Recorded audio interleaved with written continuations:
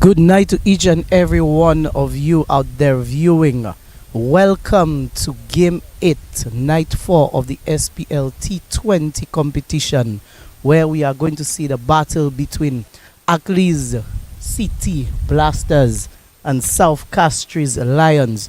Who is going to take the winning tonight? Who will emerge victorious? The tables are well open, so it is a battle of the night.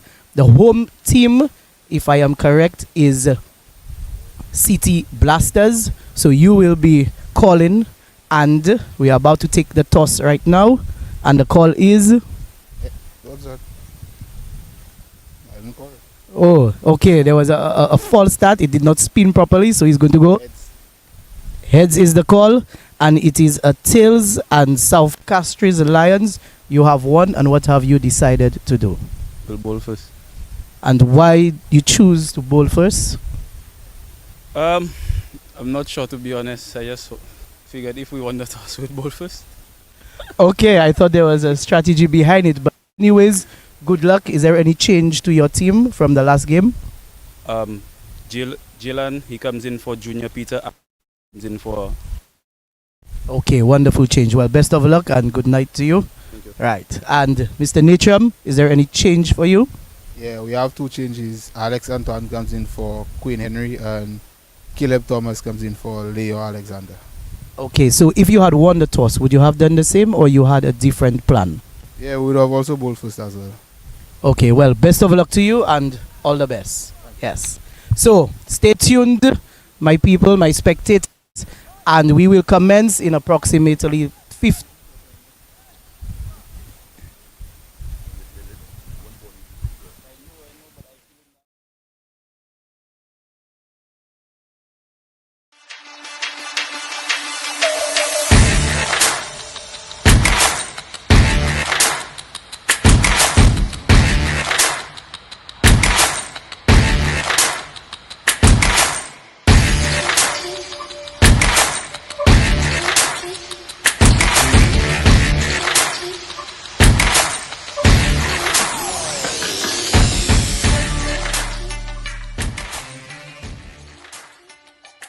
Since 1963, our mandate has been to serve people.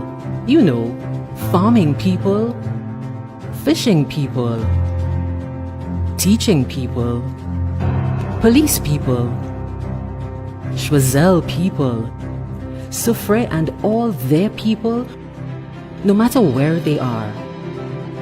And our people are here, ready to serve with a smile, professionalism and flexibility. If all that makes you think we're your kind of people, then we're ready to help you. Schwazel Cooperative Credit Union. We make lives better. Join us today. Telephone 459-3100 or 459-3119.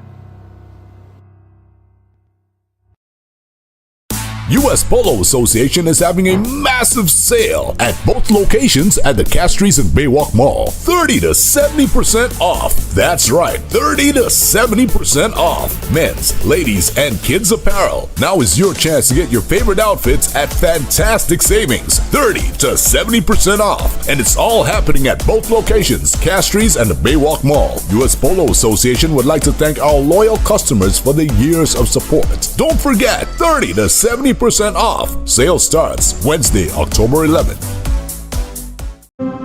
It's a new day. A day we've been waiting for our whole lives. This is the beginning of something that we thought was impossible. We've put in the work to get to this moment. To work together as a team. And trust me, they know that Schwazel is on the rise. What they don't know is that we are just getting started. Schwazel Cooperative Credit Union. Call us today at 459-3119 or 459-3100. At Greater Vision Designs, we value our customers and provide cutting-edge customer service. Great Vision Designs specializes in television broadcasting and live streaming of funerals, sports events, weddings, meetings, shows, and more. Call us today at 722-6542 or 726-9914 or follow us on Facebook and YouTube. Great Vision Designs, coverage you can count on.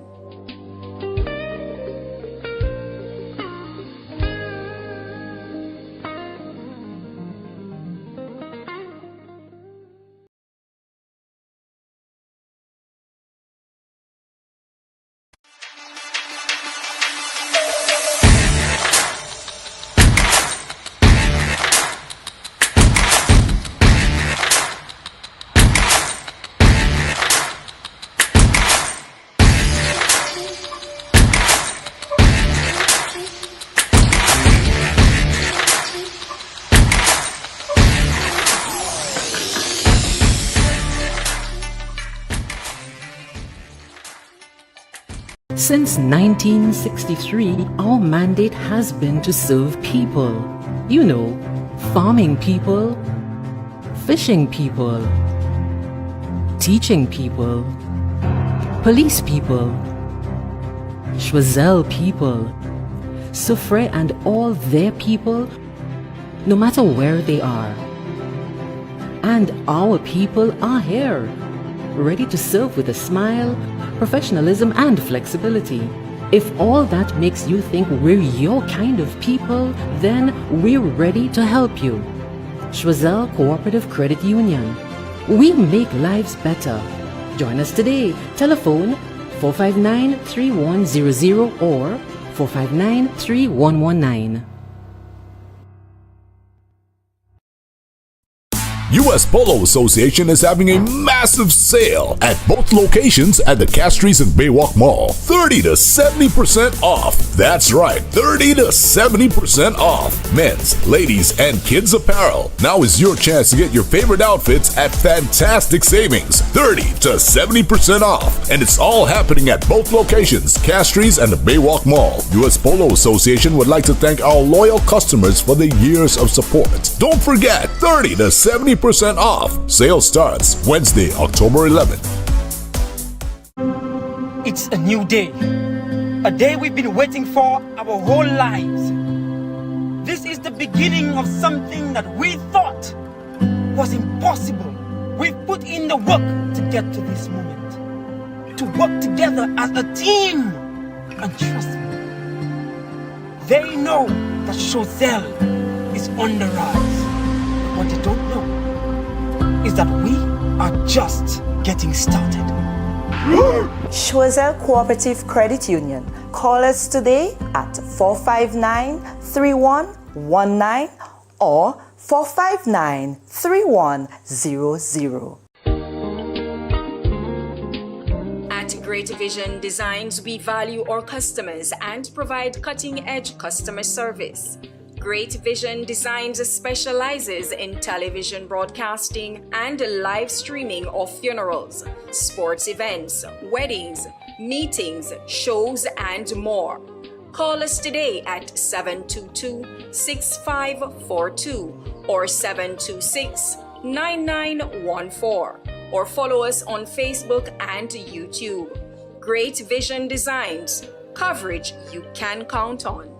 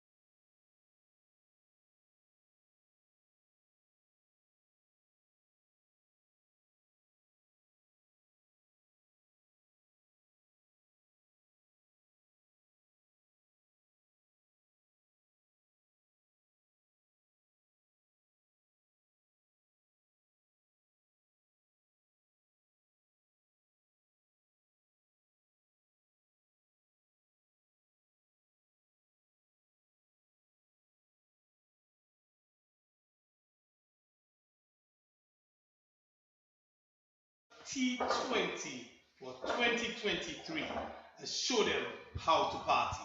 Of course, SPLT20 is powered by the National Lottery.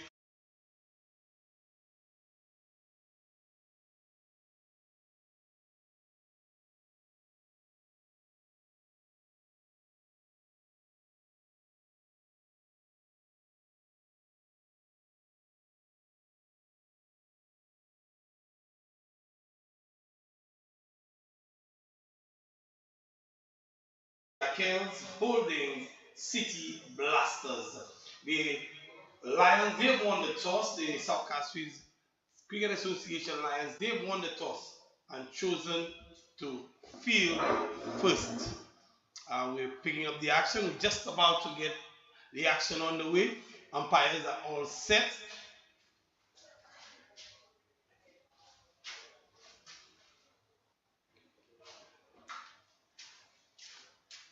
And we'll be seeing the first delivery of the match is down the leg side. Wide signal, we're starting off with a wide. Very first delivery, angle down the leg side, and just trying to get the bowlers, the batsmen at the wicket. There is Stephen Natram and Dane Edward.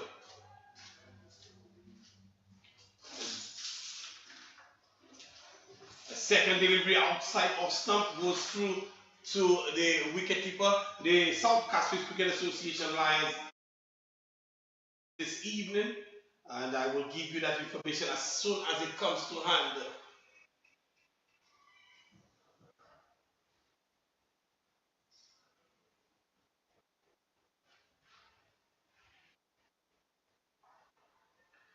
And Stephen is driving into the offside, and he comes through for the first run of the bat for this evening. The very first run of the batter, Stephen Natram opens his account and brings Dane Edward into strike. The opening bowler for South Castries is Daniel Jabatis. He started off with a wide, Daniel Jabatis, a dot delivery, and now a single. And Dane Edward comes in to strike for the first time this evening. Daniel Jabatis, a very strong looking lad, tall gentleman as well is Daniel Jabatis, as he just looks at his field. Dane Edward is taking a good look at it as well, is Dane Edward, and Daniel moves in. Delivery, short, lifting delivery outside of stump, and it goes through to the wicket keeper. Looking to access number 64 is the wicket keeper for the South Castries Cricket Association Lions. And of course, this is the KFC SPL 2023. Show them how to party. It's powered by NLA, and we're still in the power play. Very first over as Daniel Jabatis again moves into go to deliver, and this one peels off the outer portion of the bat, goes towards third man who is out of the circle, and Dane Edward comes through for a single. The score moves on to 3. In 4 deliveries, we've had 4 deliveries so far. It's 3. We have a deep square leg in operation, deep square leg, and a third man and the 2 fielders out, given that it's the power play. Fielding restrictions are in effect. And Jabatis, he will pull again to this time to Natram. Natram is pulling out towards the square leg field, and he has the overrunning, but this one has gone all the way. Shot, a lifting delivery, and Natram was quickly onto the back foot and pulling out towards square leg. The fielder stationed a deep square leg. He was running in, but he was only going to be a spectator as Natram helped himself to 6 runs. And Stephen Natram, we would have seen him before, saw him in the game last night, where the Akels holding City Blasters, they went down in the very last over, a nail biter. It was last evening, and they will look to make amends. Stephen Natram looking to make amends as well. Another shot delivery outside of stump. Stephen Natram genuflecting and looking for the expansive drive, and not making any contact. The ball goes through to the wicketkeeper, and the very first over comes to an end. after one over ball by Daniel Jabatis, the South Castries Cricket Association Lions, they are what is it? Akeans holding City Blasters, who is 9 without loss in the first over. A very good start for Akeans holding the City Blasters. Good start for them, and they've started with Dane Edward and Stephen Natrum. And Dean Edward and Stephen Natrum starting things off for Akeans Old Holding. City Blasters are, as I say, welcome for the first time this evening. Claudia Simanuel, welcome. Welcome to you, Clivers. Good evening to you. Good evening to viewers. So, a decent start by the City Blasters. 9 without loss with Stephen Natrum finding the boundary. So, action very much on here in this game number 8. Action packed early on, as we would see, as they did in the previous encounters. They open with a spinner. Tonya Simon will partner Daniel Jabatis from the players' pavilion end. Tonya Simon goes over the wicket to Dane Edward. And Dane Edward is playing this one into the onside and comes through for a single. One more to the total and moves into double figures now. 10. Tonya Simon had a very good outing with the ball in yesterday's encounter and will look to do the same today. They will look to restrict the City Blasters to a total well below 150 if you ask me, and we'll see if they can register their first points tonight. They've gone down twice in 2 nail biters as Simon comes in to bowl to Natrum, and Natrum is getting a delivery outside of something, and they just watches it go by into the glove of the wicket keeper. Simon is at the top of his mark, and Natrum taps away and waits, and Natrum is pushing this one out towards short extra cover. A gentle push from Stephen Natrum. Tonya Simon seems to be mixing it up very well so far. 3 deliveries bowled. He's only given up 1 run. Tonya Simon as of the very first delivery. He comes in again to Natrum. Natrum is swinging out towards Midon. Midon is diving and he makes a fantastic stop and just rolling over back onto his feet and fires a return. Not before Natrum gets another signal to push the score on to 11. His personal score moves on to 8, and Dane Edward is now on strike, and this one is down the leg side, and a wide will be signaled here. A good take from the wicketkeeper, trying to get his name for you, the wicketkeeper Claudius Manuel. A good take from him there. Indeed.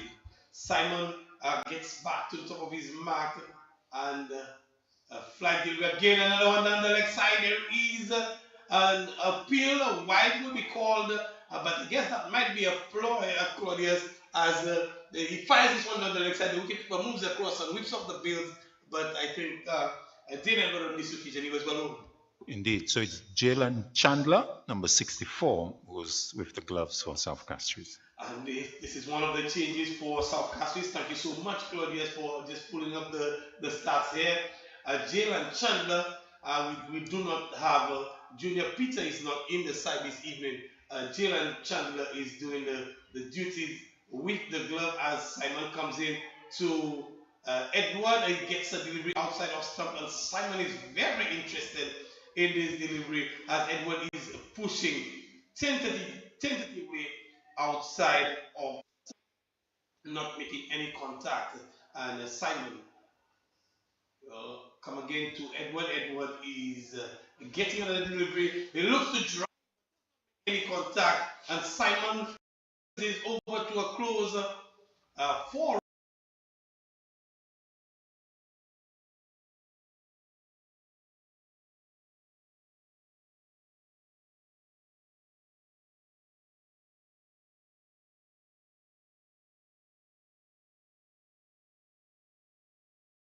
Runs coming off that over, a very start from Tonya Simon. Very much so. Tonya Simon being introduced for over number 2 and keeping things so Castries Lions would be happy with what they would have gotten from the off spinner as they start with seam and spin. A good start by the off spinner for the second over. Very good.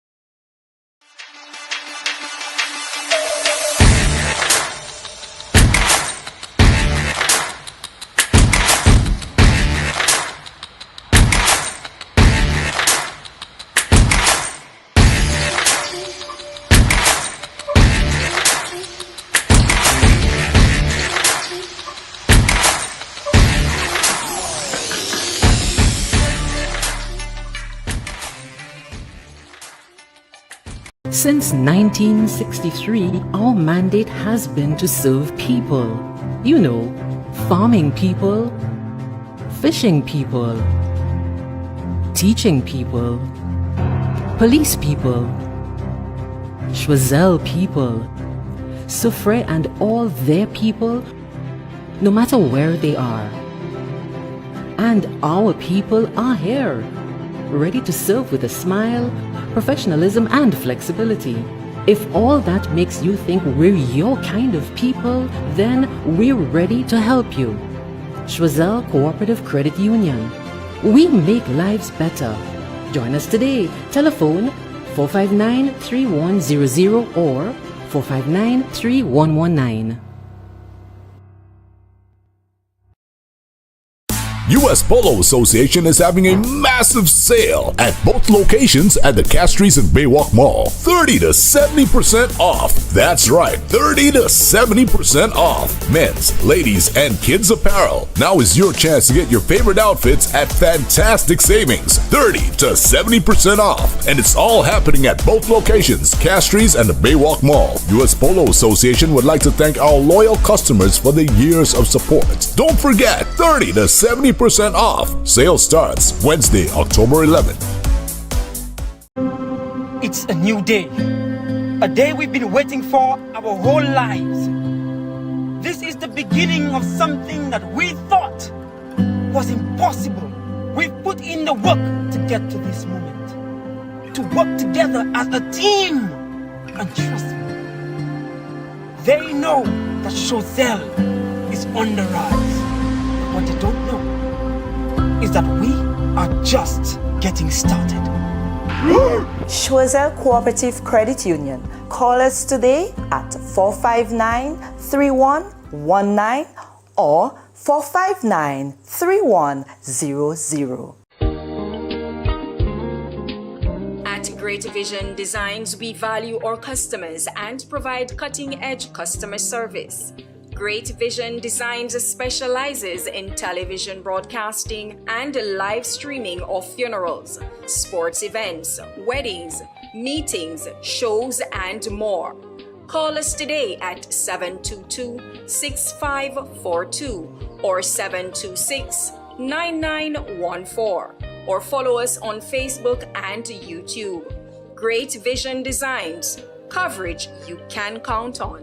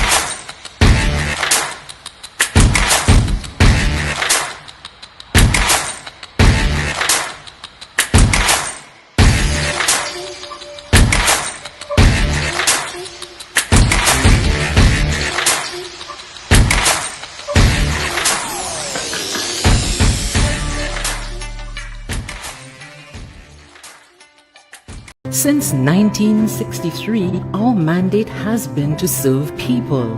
You know, farming people, fishing people, teaching people, police people, Choiseul people, Soufre and all their people, no matter where they are.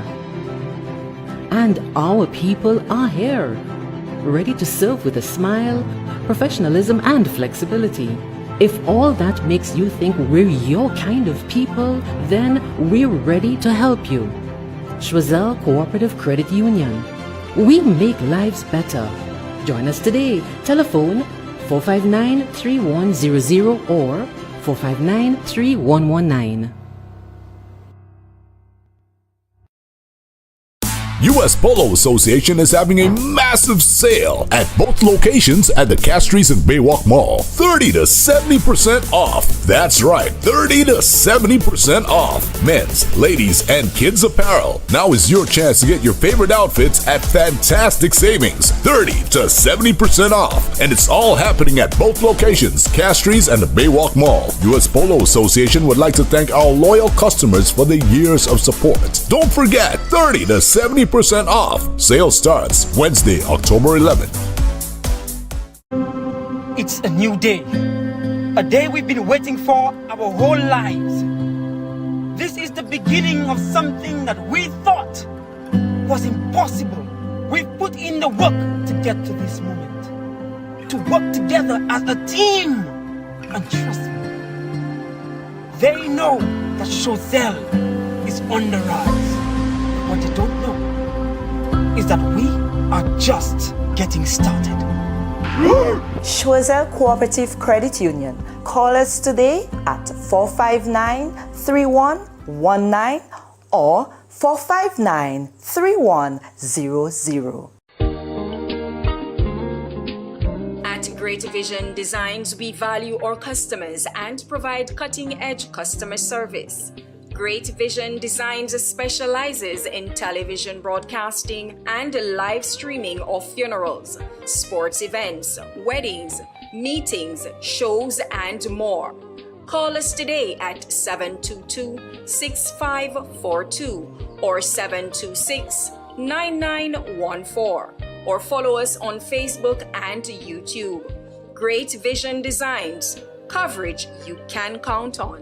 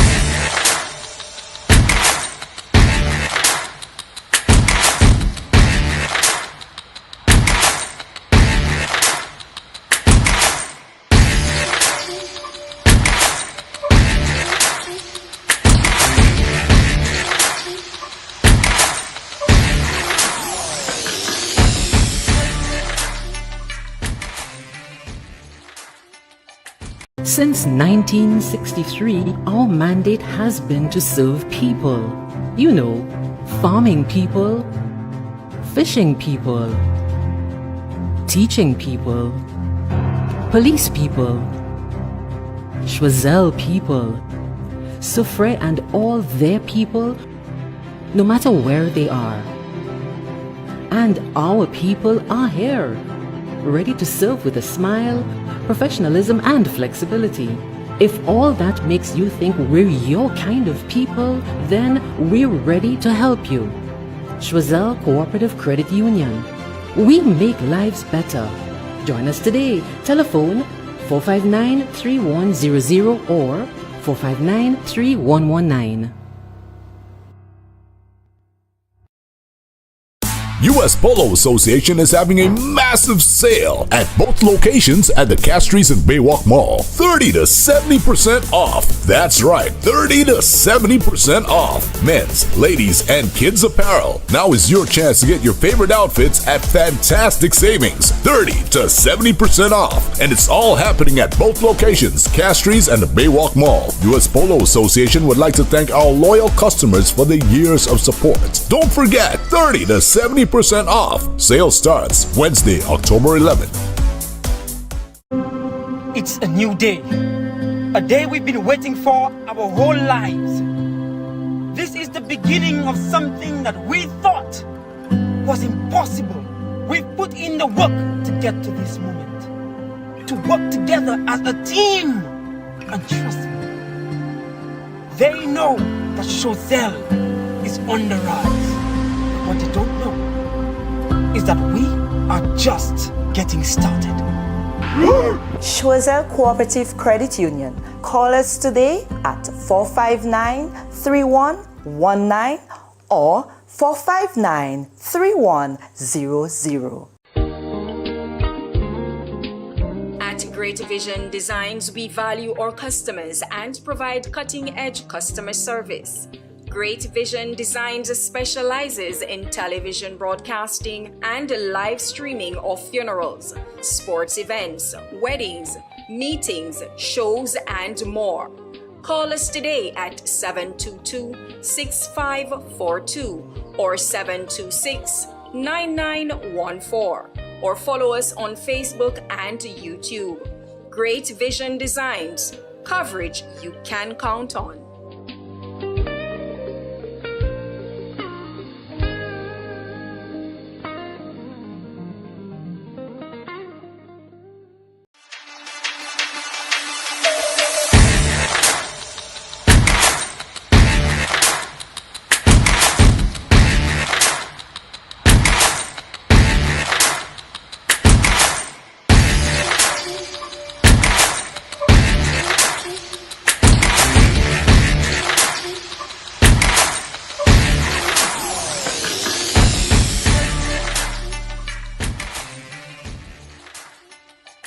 Since 1963, our mandate has been to serve people. You know, farming people, fishing people, teaching people, police people, Choiseul people, Soufriere and all their people, no matter where they are. And our people are here, ready to serve with a smile, professionalism and flexibility. If all that makes you think we're your kind of people, then we're ready to help you. Choiseul Cooperative Credit Union. We make lives better. Join us today. Telephone 459-3100 or 459-3119.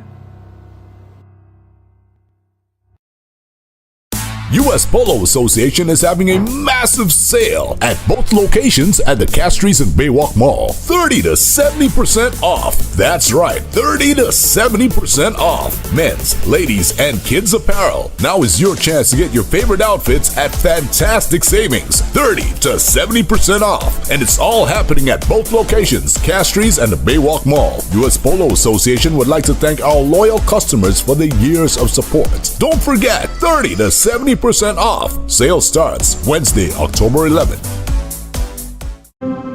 It's a new day.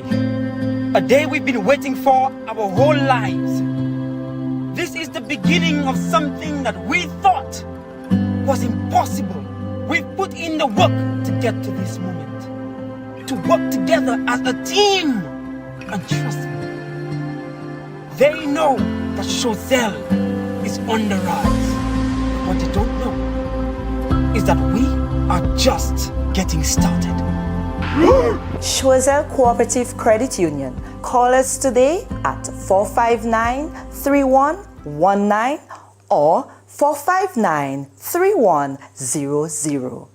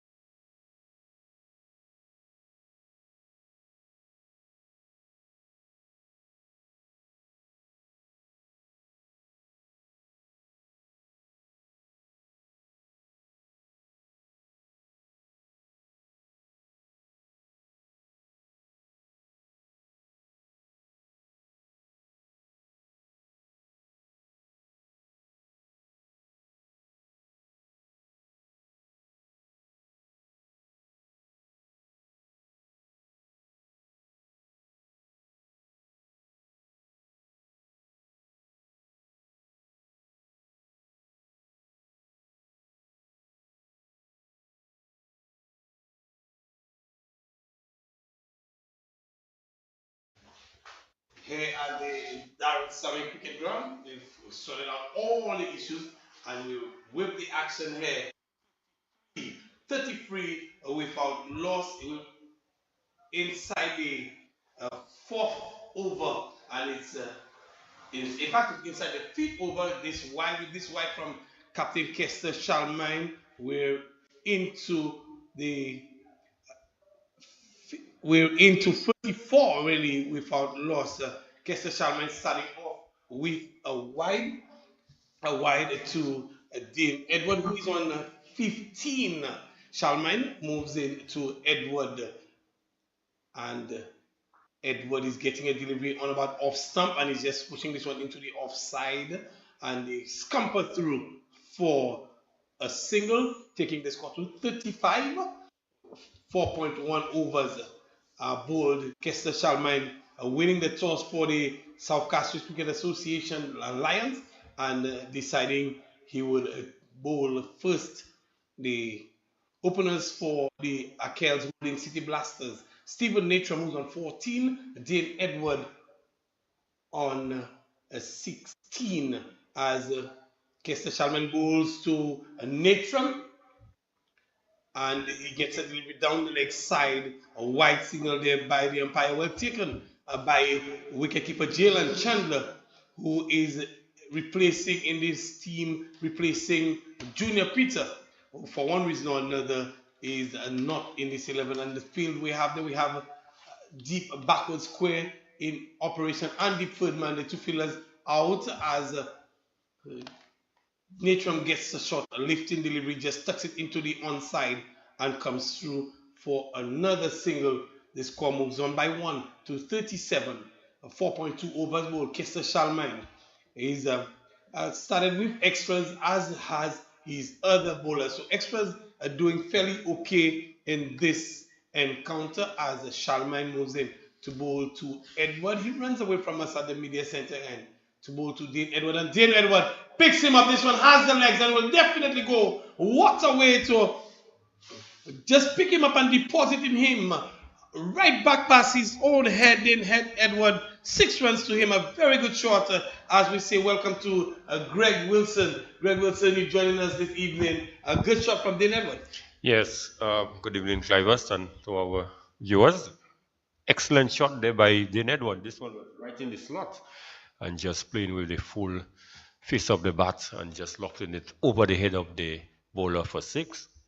Presenting the full blade is Dean, and this time he forces Kester Shalmine down the leg side. Kester Shalmine a bit too straight and straight down the leg side. Jalen Chandler does not pick up cleanly, but there's no damage, no further damage done, as they will benefit from the extra to take the score to 44. So a good power play in the making for the Akels holding City Blasters, as Shalmine moves in again to bowl to Edward, who is on 22, and Edward is just guiding this one down to short third man, and there's a misspin. It's a no ball as well. The umpire is stretching out that hand. It is a free hit. So Kester, everything that can go wrong is going wrong for Kester Shalmine in this particular over. He's been taken for 6. He's bowled wise, and now he's bowling a no ball, just transgressing that front line is Kester Shalmine, and Edward gets the opportunity now to find that boundary again in one fashion or another. Shalmine comes in. What sort of a delivery is he going to bowl? Edward picks him up in a similar fashion. This one does not have the leg to go all the way, but one bounce into the boundary, and it is another no ball. Another no ball. Kester Shalmine. The wheels are coming off, and the 50 is raised in a quick time for the Akels holding City Blasters. The captain, Kester Shalmine, is really missing. Has lost his radar completely as he's going over the line. He's bowling wide. He's really an expensive over in the making. Yes, some 17 runs already off the over.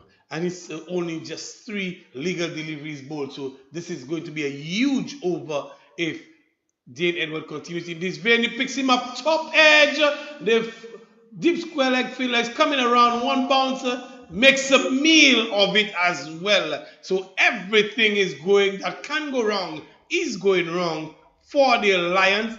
A meal is made out of this one. The square leg, deep square leg fielder is coming around and just with the spin is losing this one. Dane Edward has moved quickly to 32. What a hand he's playing, and the score has moved to 56. Yes, certainly a good hand been played there by Dean Edward, and also he's been helped in the process by the South Castries Lions fielders. Certainly helped in the process,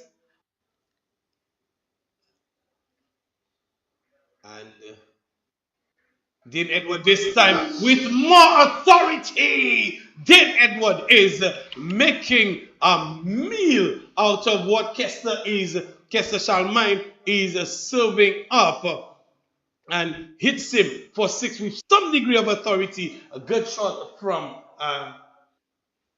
Edward on this occasion, and Shalmine is really struggling here.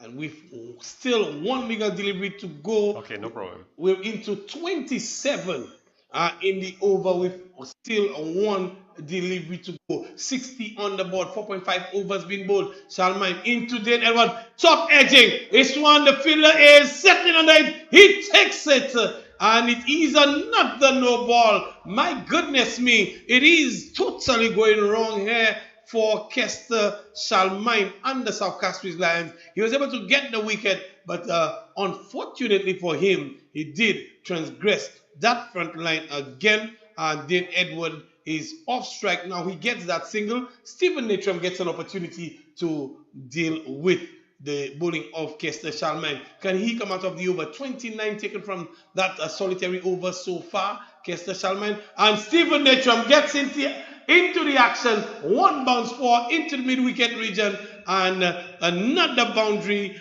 This over the wheels have completely come off for the South Castries Lions, Greg Wilson, and so far 66, very, very expensive over from Kester Chalmine. It goes for 33. Yeah, Rennie.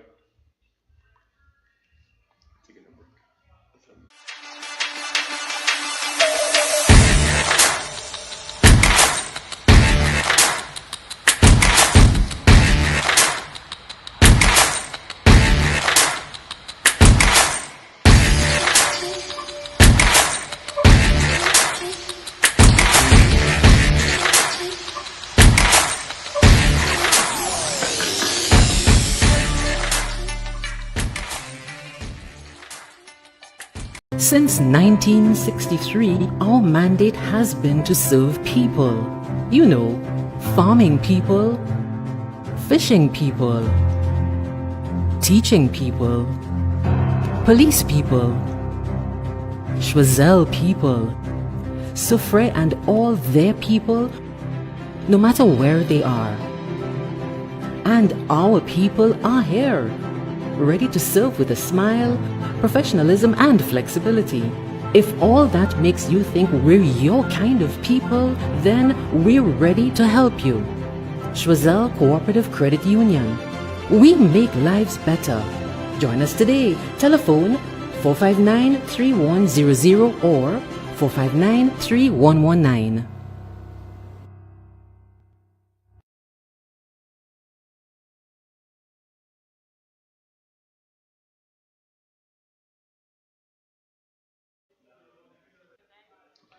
Picking up the action in the fifth over. Again, Tonya Simon is bowling the sixth over actually, and this is the second delivery of the sixth over, and four more to Jane Edward, and it seems like it's all going haywire for the South Castries Lions as Jane Edward is matching on valiantly for the Akels Golden City Blasters.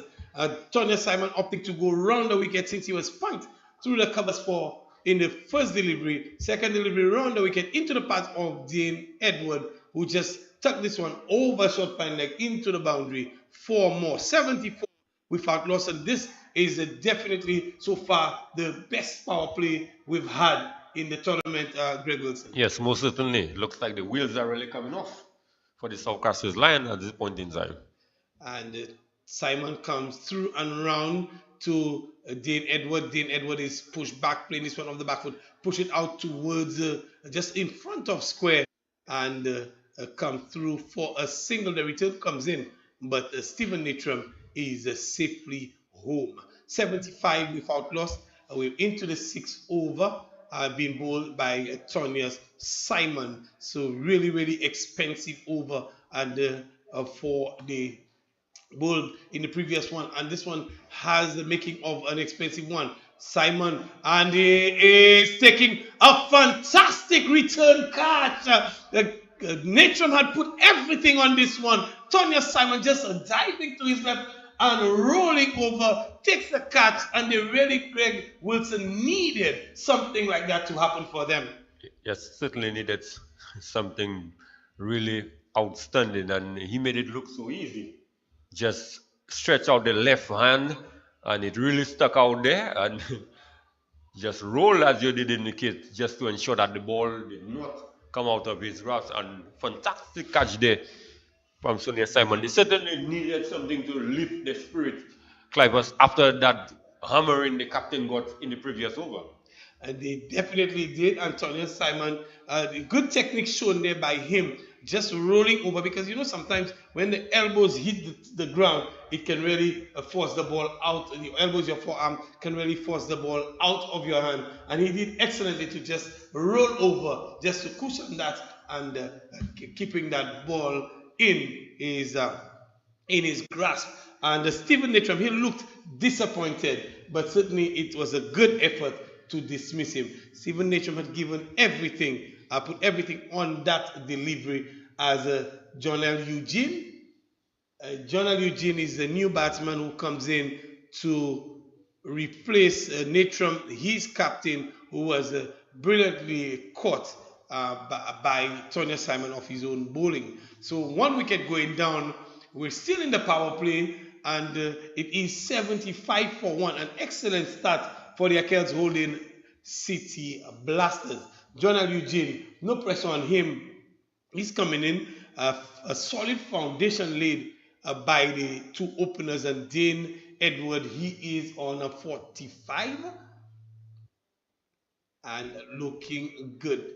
Through and around to Eugene. Eugene is looking to drive, does not make contact. Tony Simon puts his hand on his head as if to say, ooh, that was close.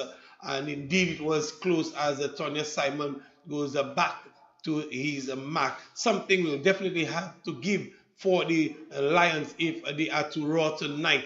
And the City Blasters, they have other ideas. Eugene faces up to, and Eugene hitting with the breeze, and it's gone with the wind into the Johnson Charleston. The fielder, he tumbled over the rope and might have done some damage to himself. He has not gotten up, might have hit his head on the. Looked like he twisted his ankle, like he stepped on the rope. Stepped on the rope, and he has not gotten up. So everything, Greg, that can go wrong for the South Castries Lions, it seems to be going wrong at this point in time. Well, they say normally you add insult to injury, but on this occasion, adding injury to insult. Definitely. They've reversed it, adding injury to insult, as you would have rightly coined it, and he seems to be in some pain. The shoes are coming off as the wheels have come off. This is Aaron Joseph, who definitely they will miss if he's unable to recover from that. Aaron Joseph, the young fast left arm. So his variety is pretty critical. But he showed, Greg, a little bit of lack of awareness as well, because he was looking at the ball and not looking at the rope at all, or his position along the side there. And definitely he just rolled his ankle over that boundary rope, tumbled backwards, but he was only able to watch the ball sail into the Johnson Charleston. Well, with Jonel Eugene hitting with the wind, the sort of elevation that he had gotten, there was always the likelihood that that ball would have gone for 6. And I guess the young man seen the opportunity for another dismissal, but not being aware that he was so close to the rope, and he stepped over, and certainly a bit of injury. But we could see him walking briskly back to the dressing room, so it looked like, the magic spray might just bring him back in a short space of time. It might have been just the shock as well too that had him in that, because he's not even, there's not even that much ginger about his walk. He's walking briskly back with his coach, or one of his coaches, in Eldred Charles. So it seems like it's good news for the Lions, and the over came to an end with that particular delivery. After 6 overs, we're 81 for 1. Excellent return, well, for the City Blasters. Yes, certainly the best power play we have had in the tournament so far. In last night's game, they were 45 for 1 after 6, and they are 81 for 1.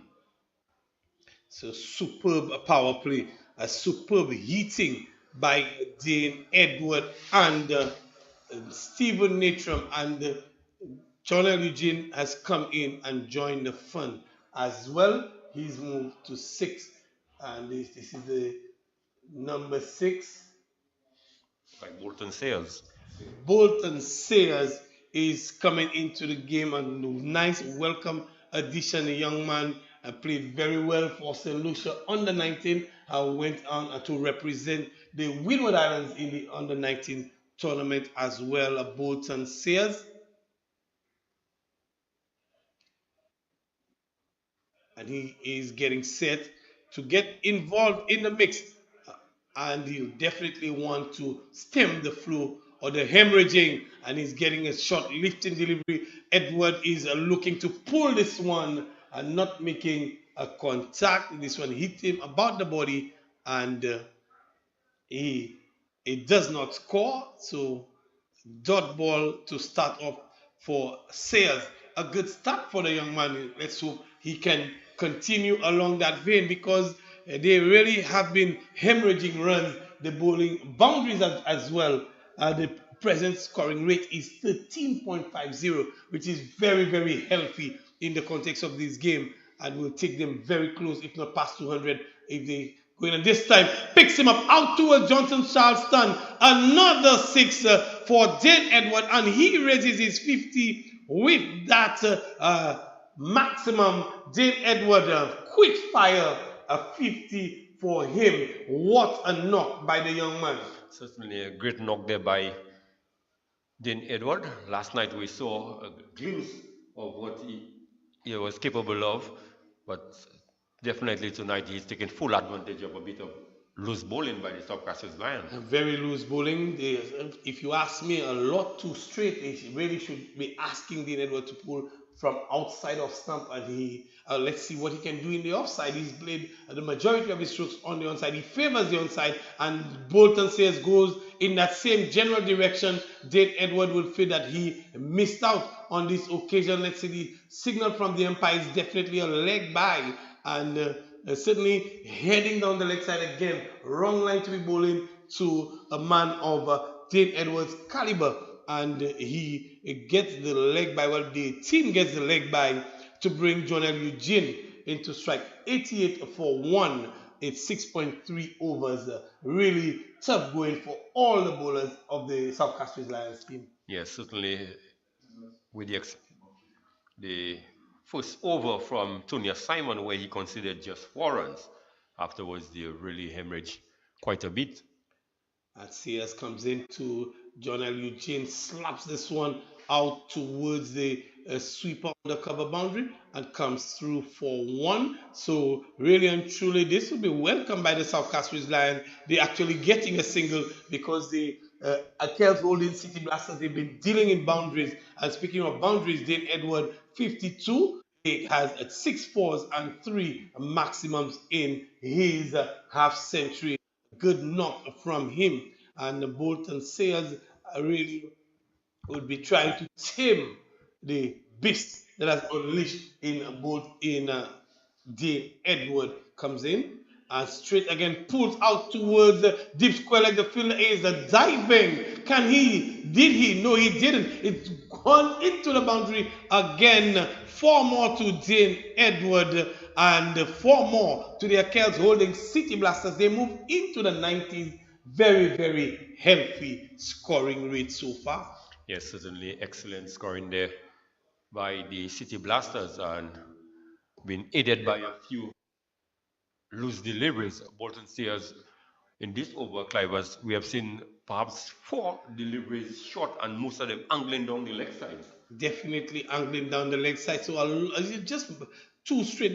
They've served them up much too straight, and they have fielders in the offside, if you ask me, and they have not touched that ball not once for the day as Dane Edwards. So they could probably pull them out, pull the man, and reinforce or fortify the onside. And this time is outside of stump. He's looking for the big booming drive and not making any contact.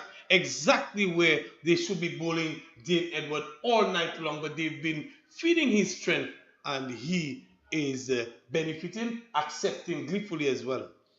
So the score moves on to what, Clivers? 93 after 7 overs, 93 for 1. Yes, so certainly the South Castries Lions, they are really put under the cosh there by Dane Edward and Jonel Eugene. Brief stay at the crease so far, just 3 deliveries failed, but he has scored a maximum. So certainly you could see the intention of the City Blaster batsmen, that they're really going to take the attack to the South Castries Lions. The City Blasters are coming here with the intention to blast off, and certainly they have done so, blasting off this evening in a grand style, and particularly Dane Edward, who is sitting solid on 55 from 27 deliveries. It will be Tonya Simon to continue.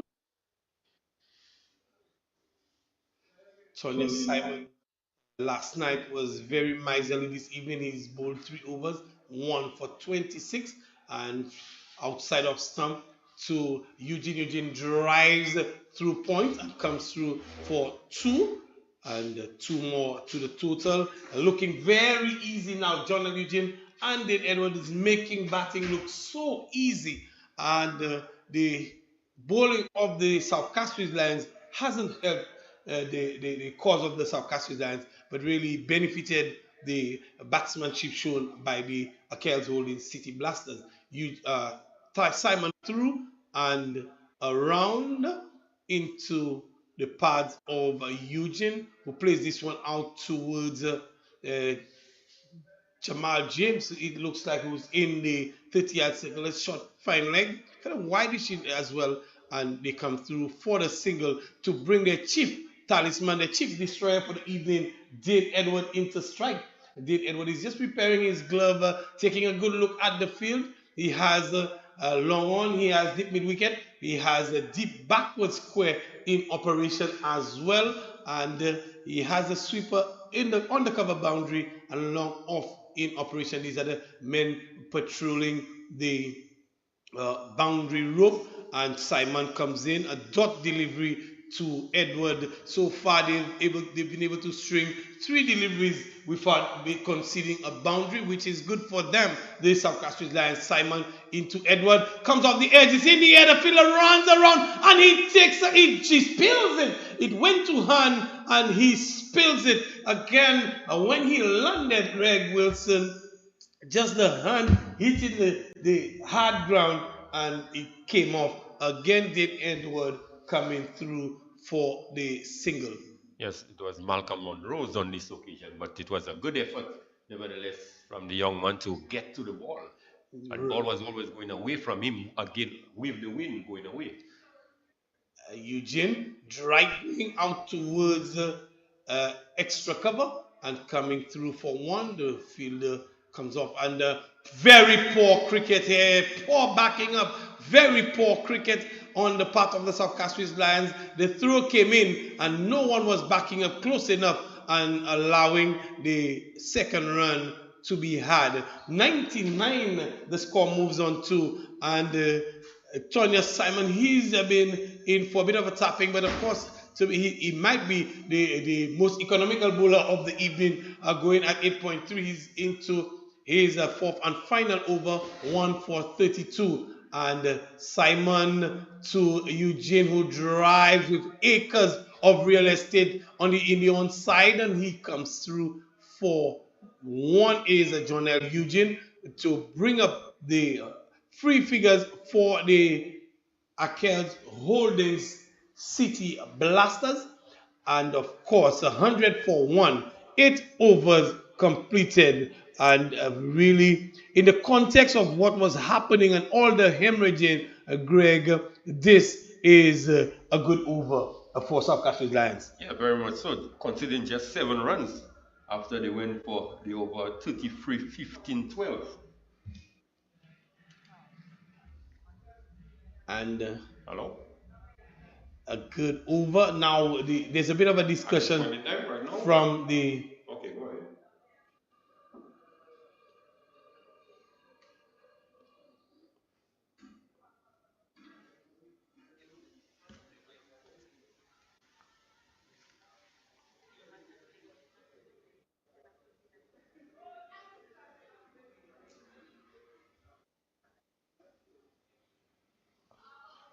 Welcome to the 4th game in the KFC SPLT20 right here at the Darren Sammy Cricket Grounds.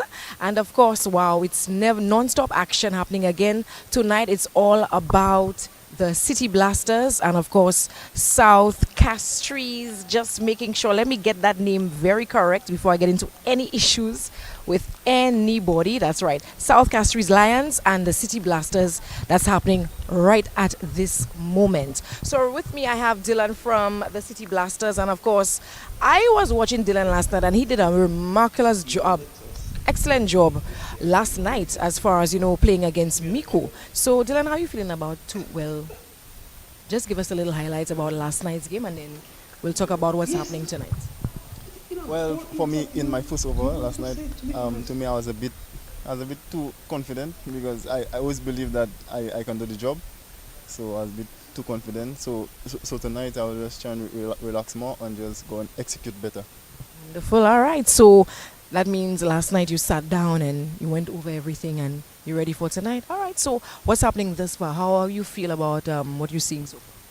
Well, I'm proud of my batters, and I know they can do it, and we have been working out through the practice games and doing scenarios and stuff like that to improve the batting. So I love to see what they're doing right now, and I'm very proud of them.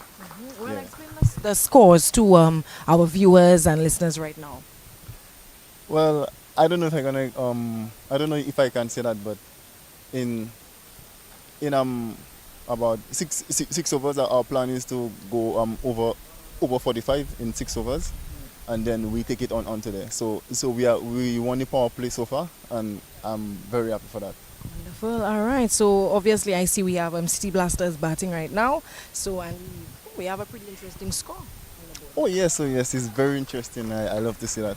So I just have to go out there and just defend that score, any score they put out. Wonderful. All right. So Dylan, what is your position actually? Well, I'm the main bowler on the team. I'm the opening bowler. So and yeah, that's my job, and I love my job. So just want to go out there and just bring the game home for my team. Wonderful. All right, and he's definitely somebody to see as far as his bowling skills are concerned. He has a certain strategy in the way he runs. Hey, I watch everybody, as far as this is concerned. So we head back to the grounds, and of course, wishing City Blasters the best of luck tonight. Thank you. Right. Okay, no problem.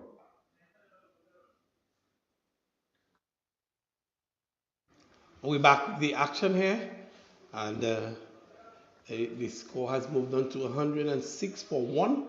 We're in over number 9, and in 8 overs, really and truly, the Akels Holding City Blasters are raising the 100 in 8 overs, so very healthy scoring rates. And again, we're seeing an over that is yet to produce a boundary. We had not seen that for a while. Tonya Simon in the previous over, and now Bolton Sayers. I hope I did not bring the commentator's curse to him. As a big heave goes out towards mid-wicket, they come through for 1. They thought of the second run, but it's not taken. I would think that the second run was on, but not taken as the throw came in. So far, this over has been pretty quiet in the context of the game, and we see the scoring rate just going down just a tad bit. It's now at 12.2. It was 13.5 at one time. So Bolton Sayers and Tonya Simon, who's finished his spell, they're doing a little bit of pegging back for the Lions. 107 for 1. Sayers to Eugene, and it's a put down. Eugene nonchalantly just hung his bat out there to dry. Bolton Sayers, he induced the edge, and wicketkeeper Jalen Chandler, moving to his left, could not hold on to it, and a put down. Really, it's Bolton Sayers very disappointed. I'm sure the entire South Castries Lions team would be disappointed, Greg. Certainly they would be disappointed with the effort of the wicketkeeper. Persons, batsmen like John L. Eugene, you don't want to give them a chance, and just a better effort needed, Clivers. But I guess this is just a reflection of the mood of the players out there after being hammered. You're not seeing any sort of enthusiasm from the players. They're like just going through the motion. Nobody is really cheering each other up. Even the captain who got a hammering out there, he has just gone silent. It's almost non-existent on the field. So somebody need to dig deep. The entire Lions team would need to dig deep. Some piece of brilliance is needed. Somebody need to raise the energy level and to get them back into this one. It's gone away from them, but they have the ability to bring it back, as we see McLean Sylvester, the new bowler. McLean Sylvester will take the attack from the players' pavilion end, and he will be bowling to Dane Edward. We've seen 2 overs gone without a boundary being hit, and let's see how much McLean Sylvester can keep Dean Edward quiet. He's been quiet for some time, just hitting this one into the onside out towards mid wicket. The deep mid wicket fielder will intercept, and the return comes into the keeper. Not a very good one, and but nevertheless, 2 runs completed, 109 for one. We're into the 10th over of the innings. The South Castries Lions sending the blasters in, and this one is against the wind in the air, and he perishes to the bowling of McLean Sylvester. Finally, something going the way of the South Castries Lions. Dane Edward, a good knock from the young man. Dane Edward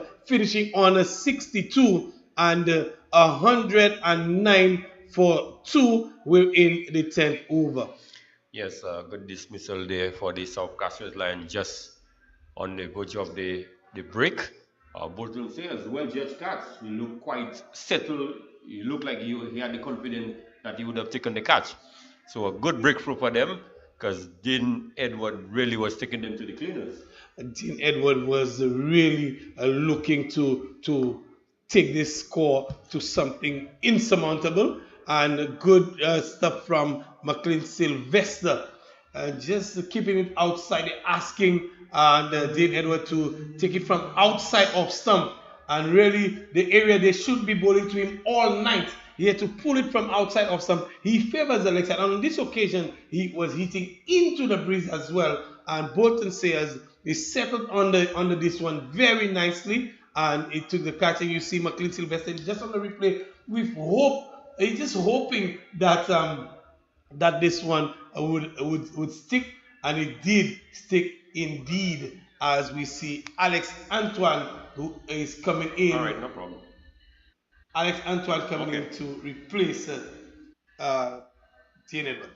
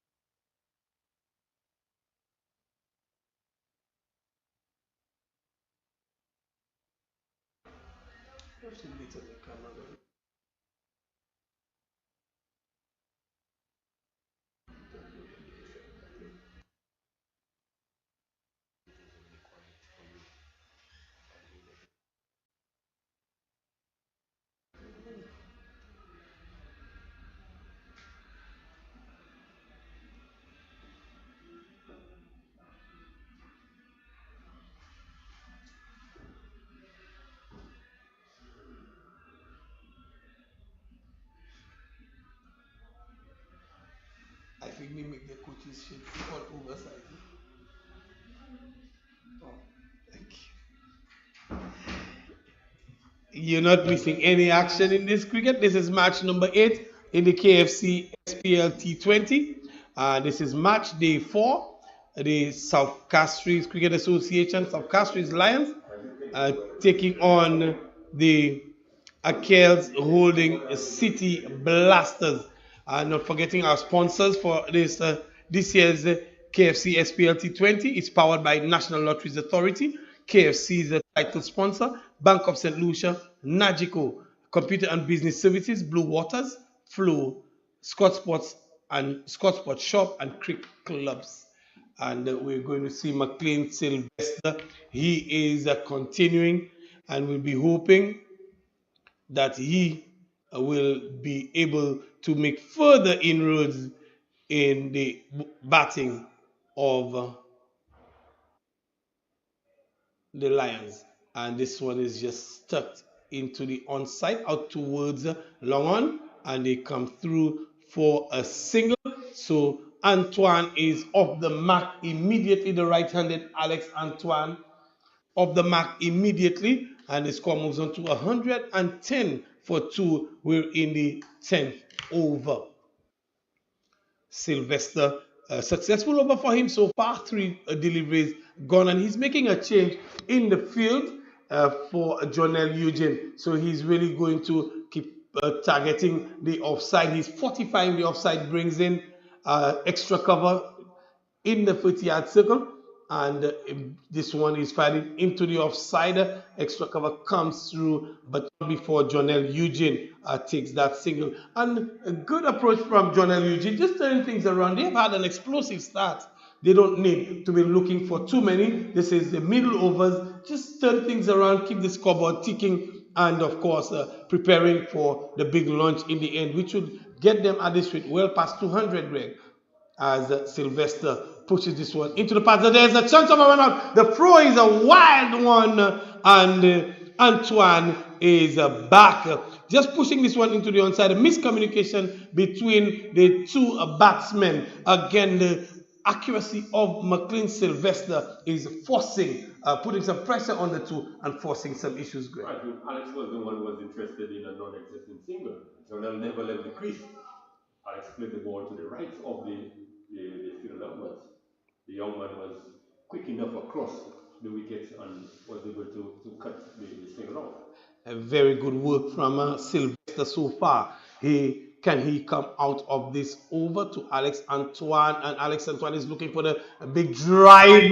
And again, Edge finds the outer portion of the bat out towards the fielder at a short third man. And it looks like, is that Tonya Simon? Yes, it is. Tonya Simon taking a good catch, his second catch of the match. McLean Sylvester, a brilliant over from him. He is making a huge difference with this over and just sending Alex Antoine back to the dugout. Alex Antoine going for the big straight drive coming out of the outer portion of the bat out towards Tonya Simon. Yes, very successful over, getting 2 wickets in the over. First, the wickets of Jane Edward and Alex Antoine. Just a brief stay at the crease. Certainly, Alex would be disappointed with his effort, not having played last night and having given the chance this evening. He certainly would have wanted to contribute with the sort of start that the City Blasters have gotten. There's absolutely no pressure. He could have afforded to just push a few along before the last assault. I want to say welcome to Claudia Simon. Good night to you, Greg. Good night to viewers. And so, good platform here, 111 for 2. And it's the type of scoring rate, Greg Wilson, that you don't normally see at the start of an innings in excess of 10. We had the City Blasters touching 13s and 12s. It's now down to 11s, 11.1. So this is a good platform, and I think, as we have said, we are in line maybe to have our first 200 plus score. Dane Edward was the man who was motoring along, and he was able to find the boundary with regularity. In fact, he went over it on 3 occasions. So 111 for 3. As over number 11 is started, Eugene is clipping it out towards backward square leg, and he gets a single. So Jamal James. So Jamal James being introduced. Yes, very unusual to have the broad-brimmed hat being used as he will move in once again to, in fact this time to the new batsman, who is Vanillius Gabriel getting a wide delivery and being called by the umpire. James moving in both to Gabriel. Gabriel is beaten outside the off stop. The edge taking the keeper, picking up the catch, and celebration there out on the offside. Jamal James, golden arm, getting the wicket of Gabriel for a duck, looking to drive outside the off stump and not able to get hold of that, just brushing the edge. Chandler taking behind the stumps. as we get a chance to confirm it on the monitor, as looking to drive and keeper Chandler taking a very good catch, John Eugene. Greg Wilson. Yes, good shot. Catch taken by the wicket keeper. In the last 2 overs, Claudius, the Blasters, they have lost some 3 wickets. So the South Castries Lions, they are slowly making some inroads into the middle order, it looks like. Very much. And so success for them. And it's amazing how quickly the initiative can slip away, because when Dane Edward was going great guns, you got this distinct feeling that the platform was there to go towards 200, but that is not the case. As it seems now, James flight delivery to the new batsman, driving square into the offside, Jaden in lie box, and there's no run. So the South Castries Lions roaring in delivery off the back foot and coming out of the outer portion of the bat and going to backward point on the circle, in the circle. There's no run. So Jamal James round the wicket, moves in, bowls to Eli Box. Eli Box gets a flight to delivery, plays it upon the offside. The fielder coming in, but he's not able to prevent Eugene from completing the run. That will get Eli Box off the mark. So he moves to 114 for 4. This is over number 11. Eugene now in strike. James moving in, bowls to the Eugene. Eugene is forward and plays it on the onside of the wicket to complete a successful over for Jamal James. His first, the 11th of the innings, and at the end of it, it is 114 for 4, the City Blasters. Yes, the end of a very successful over completed there by Jamal James, getting a wicket and only considering 3 runs. But interestingly enough, Claudius, last evening, Jamal James was brought in for the 11th over and he considered 12. So much improved performance. Well, we are going to continue with Sylvester. Double strike in the previous over. And he will move into Eli Box.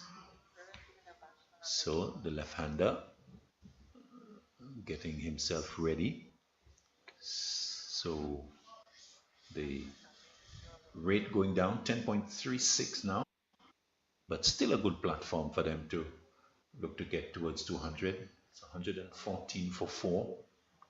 Sylvester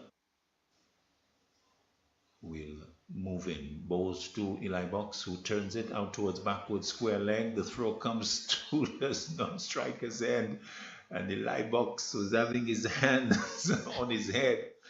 He doesn't have the helmet, and so looking for protection because he was not sure where the throw was going to go to. He knew it was coming in his direction, and he gets a single. He goes to 2. Eugene is pulling that over backward square leg and into the boundary for 4. So a loose delivery put away by the left-hander and effectively done as he goes into the 20s, goes to 21, and it's 119 for 4. Bad delivery put away, Greg. Yes, bad delivery put away, Claudius. For 4 overs, we have had a drought where the boundaries were concerned.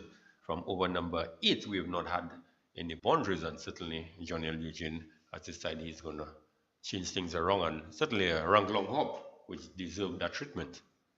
Eugene was looked well organized, 20 from 14, so you would think the balance of the innings depending on him. He's got a good start, and he will have to marshal the rest of the batting towards the end of the innings. Driving now out along the ground, too long off. They think about the second, but it's not on as they feel they're getting onto it quickly.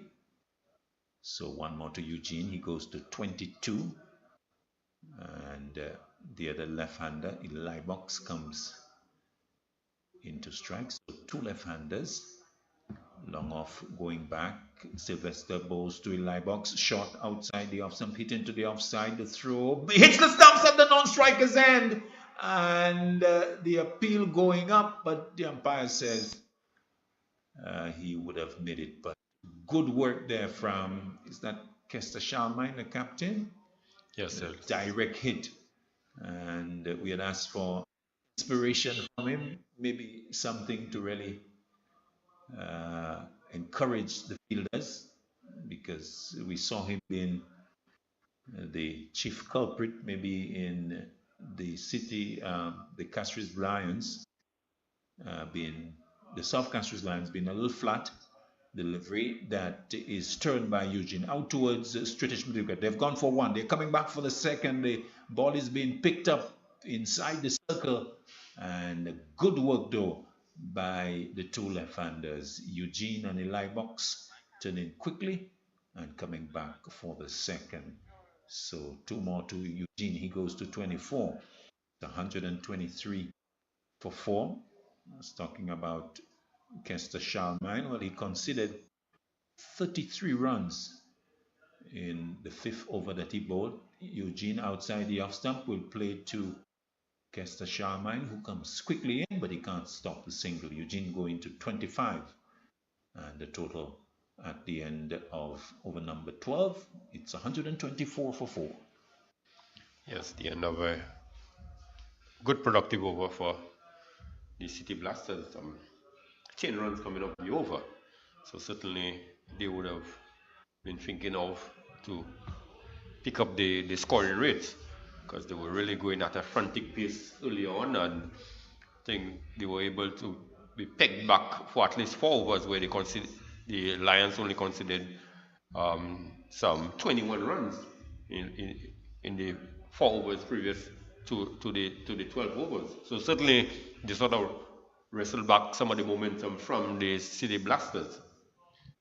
Jamal James with the broad-brimmed hat moving in for his second over, as he bowls now. Flighted delivery, driven along the ground, out towards the offside, into the boundary for a lovely shot from Eugene. It was pitched up, and a flowing off drive to the left of the fielder inside the circle, and well away from the long off fielder to his right.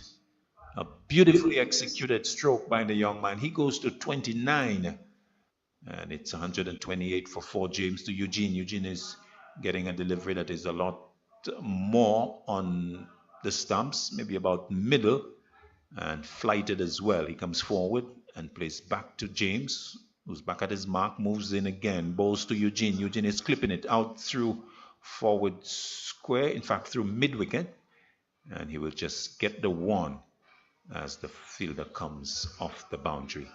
So 32 Eugene, scoring at a nice clip.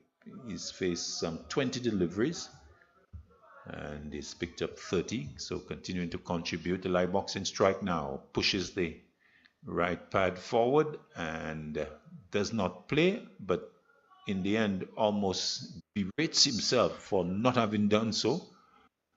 He's waiting now, delivery that's short and pulled, doesn't get hold of it. It goes slowly up to the fielder at the long on position, who comes off the boundary to field. And one more to Eli Box, goes to 4 correction. He has faced just 7 deliveries. Eugene back in strike, pulls out through square leg. They have taken one, mid wicket is onto it. They'll come back for the second. The throw comes in, it's low and awkward to the keeper, Chandler, and Eugene is arriving safely. So 2 more to him, as another over from Jamal James is completed, the 13th of the innings, and at the end of it, it's 4 for 132. Yeah, Jamal James have bowled 2 good overs, economical. He has picked up 1 wicket, but only considered just 11 runs, so 5.5 and over. With all the carnage that has been going on, Claudius, certainly he has been doing a good job for his captain. Indeed. as we look at the schedule for the SPLT20 2023. We are on match day number 4. This is game number 8. And we have the action continuing after a rest day tomorrow. So we've got a break tomorrow. It's been back-to-back action from the time we started on Friday. But tomorrow, I think we're getting a well-deserved rest day as Eli Box is driving out towards long on, and the fielder comes off the boundary as the 14th over is started. So one more to him. He goes to 5, and it's 133 for 4. So the action continues on the 18th. Wednesday. That is on Wednesday, and we go to a different venue. We go to the Grosley playing field. In fact, the next 3 games are in fact at the Grosley playing field. So City Grosley Knights will be in action as a delivery that is clipped away by Eugene. In fact, driven into the offside for one more. He goes to 33, 134 for 4. As Sylvester moving in, goes to Eli Box. Eli Box drives down the ground, all the way for 6 over on. Powerfully struck. It was in his area. And a flowing bat from the left-hander, lofting it over the bowler's head very safely, very handsomely, over the boundary for 6. As he goes into double figures, he's 11. It's 140 for 4. Yes, good. Straight lusty blow there, struck there by Eli Box. As he waits again, this time is driving along the ground out towards the deep straightish mid-wicket position, and he just settles for the 1. So he goes to 12 with that single. It's 141 for 4. So we've actually got a bowling change. So Marklin is the, in fact it's not. Oh yeah, in fact, Sylvester McLean driven by out towards diving attempt, but it's dropping short. A valiant attempt as Eli Box was driving airborne out towards long off. Xavier Gabriel coming off the boundary and diving forward, but it was dropping short of him. 1 more to 2 more to Eugene was the batsman. He goes to 45. Eugene looking to receive the next delivery, but Sylvester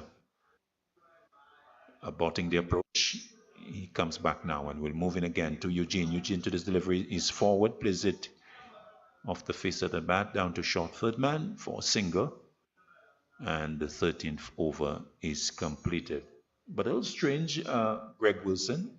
Xavier Gabriel is on the field and he has not bowled. Yes, same thing that just came to mind. So I was just about to make mention of that to you at the end of the over. One would want to think that is it a possibility that he may just be played on the team as a batsman, probably carrying an injury or something? You mean he's that good to play as a batsman? Yes. Over the past few seasons, Claudius, Xavier Gabriel has batted as high up as number 4 for South Castries Lions, and he has scored half century in that position. Okay, well, a genuine all-rounder then. And how's the bowling? The same Xavier Gabriel. Okay. As anything else, have lost a few yards, as you know. Xavier Gabriel is no longer a spring chicken. Indeed. So Jamal James will continue. 3 overs, no maidens, 2 for 26. He's going to move it. No, in fact, that was not his figures. Those were the figures of Sylvester. 3 overs, no maidens, 2 for 26. Jamal is 2 overs, no maidens, 1 for 11.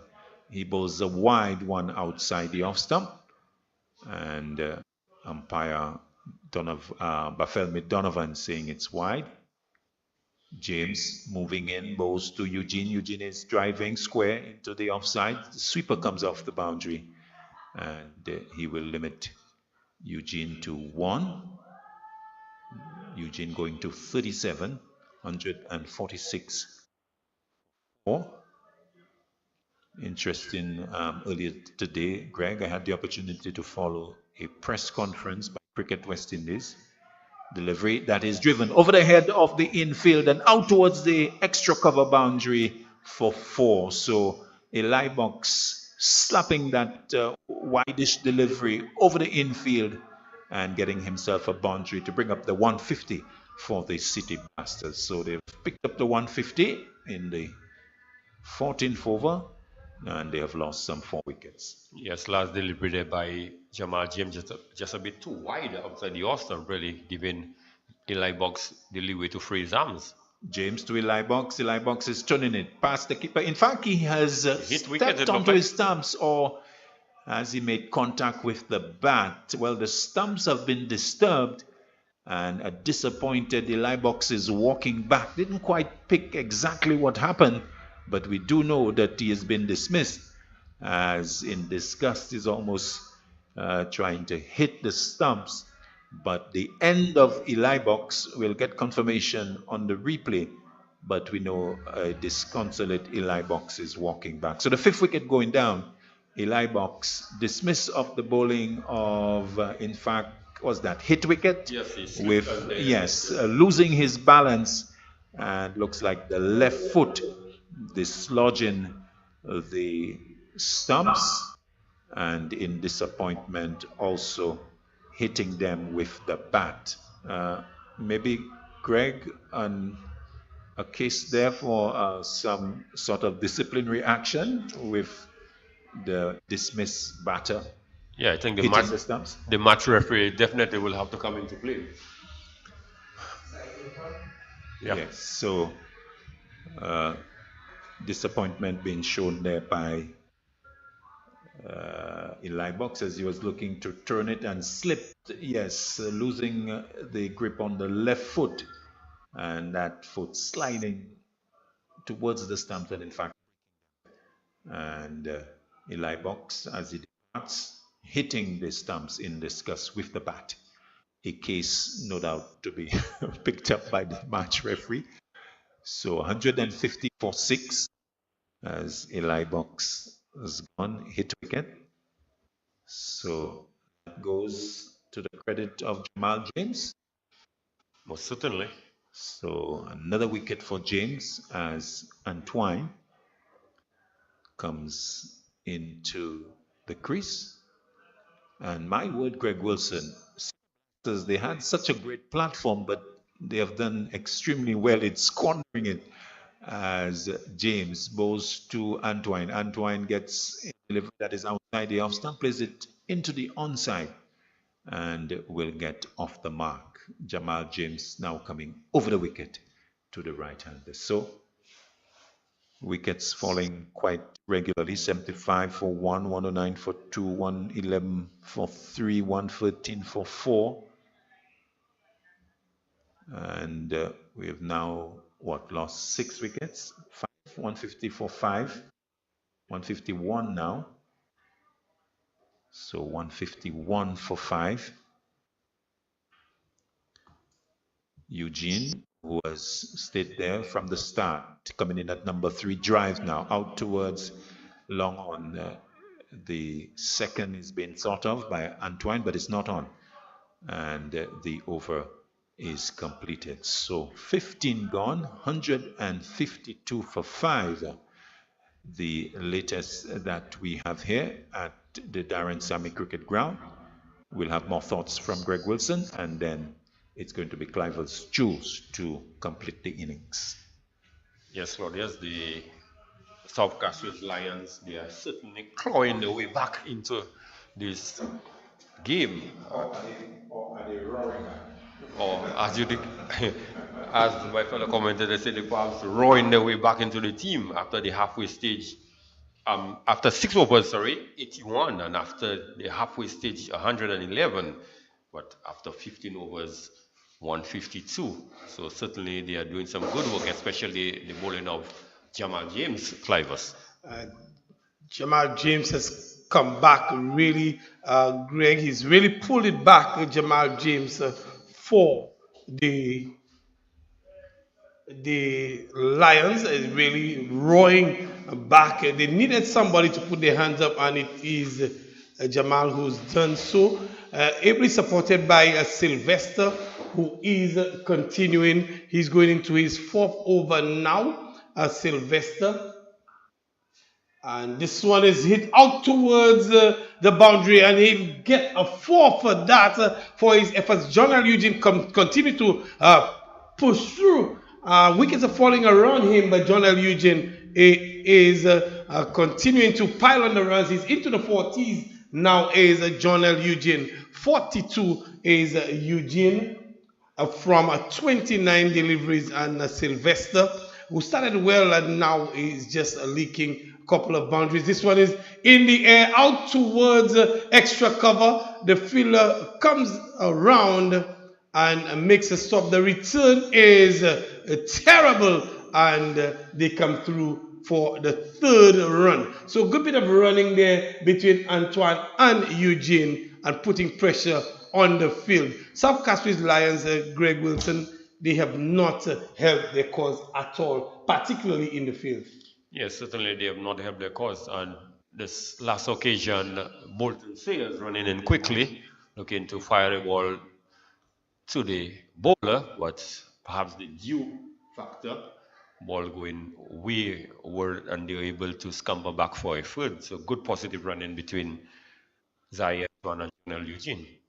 That's running 159, and they're picking things up. The Akel holding City Blasters. This one is on the line of the pads and pushed towards the fielder at a long on. The bowler is doing fantastically well, just running through and restricting them to a mere single. Yes, a possibility that if Xavier Gabriel had to come off the long on boundary, they may have gone for the second run, but good work indeed by McLean Sylvester. McLean Sylvester, he's put in a good shift.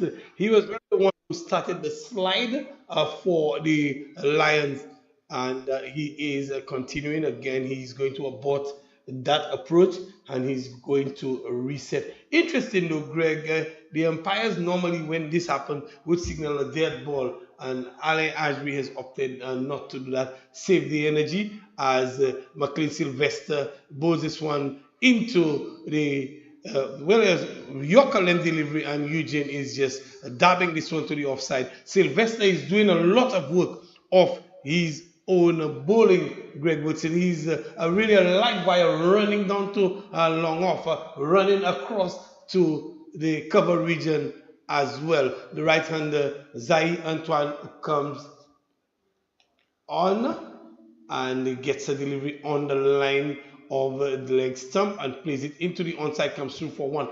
And that's all there will be as Antoine, the fielder, comes in. It looks like it's the captain, Kester Schalmine, to restrict them to just a single. The over comes to an end after 16 overs, Greg.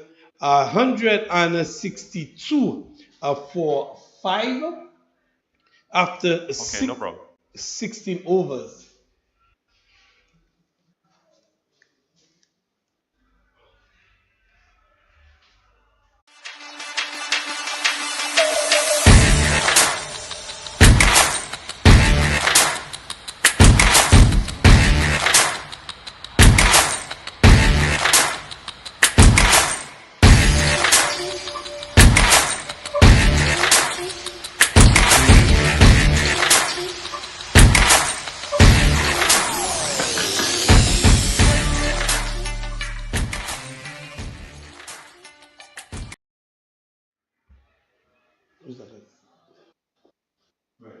And back with the action, it is going to be Jamal James who continue, and a single to Antoine of the first delivery of the 17th over to take the score to 163. And Jamal James bowling with the broad brim hat, possibly a first as he moves into bowl to Jonel Eugene, who's driving and extra cover, short extra cover dives but can't stop it, and it goes through to a long on. They come through for another single. So dealing in a singles with the occasional boundary, if they want to get to that 200, which really and truly they look like they would have gotten at the halfway mark, they really need to up the ante. Jamal James over the wicket to the right-hander, who's swinging Zahi Antoine and missing, goes through to Chandler, who does not collect cleanly. Again, Jamal James, he's been economical. He's bowled 3.3 overs,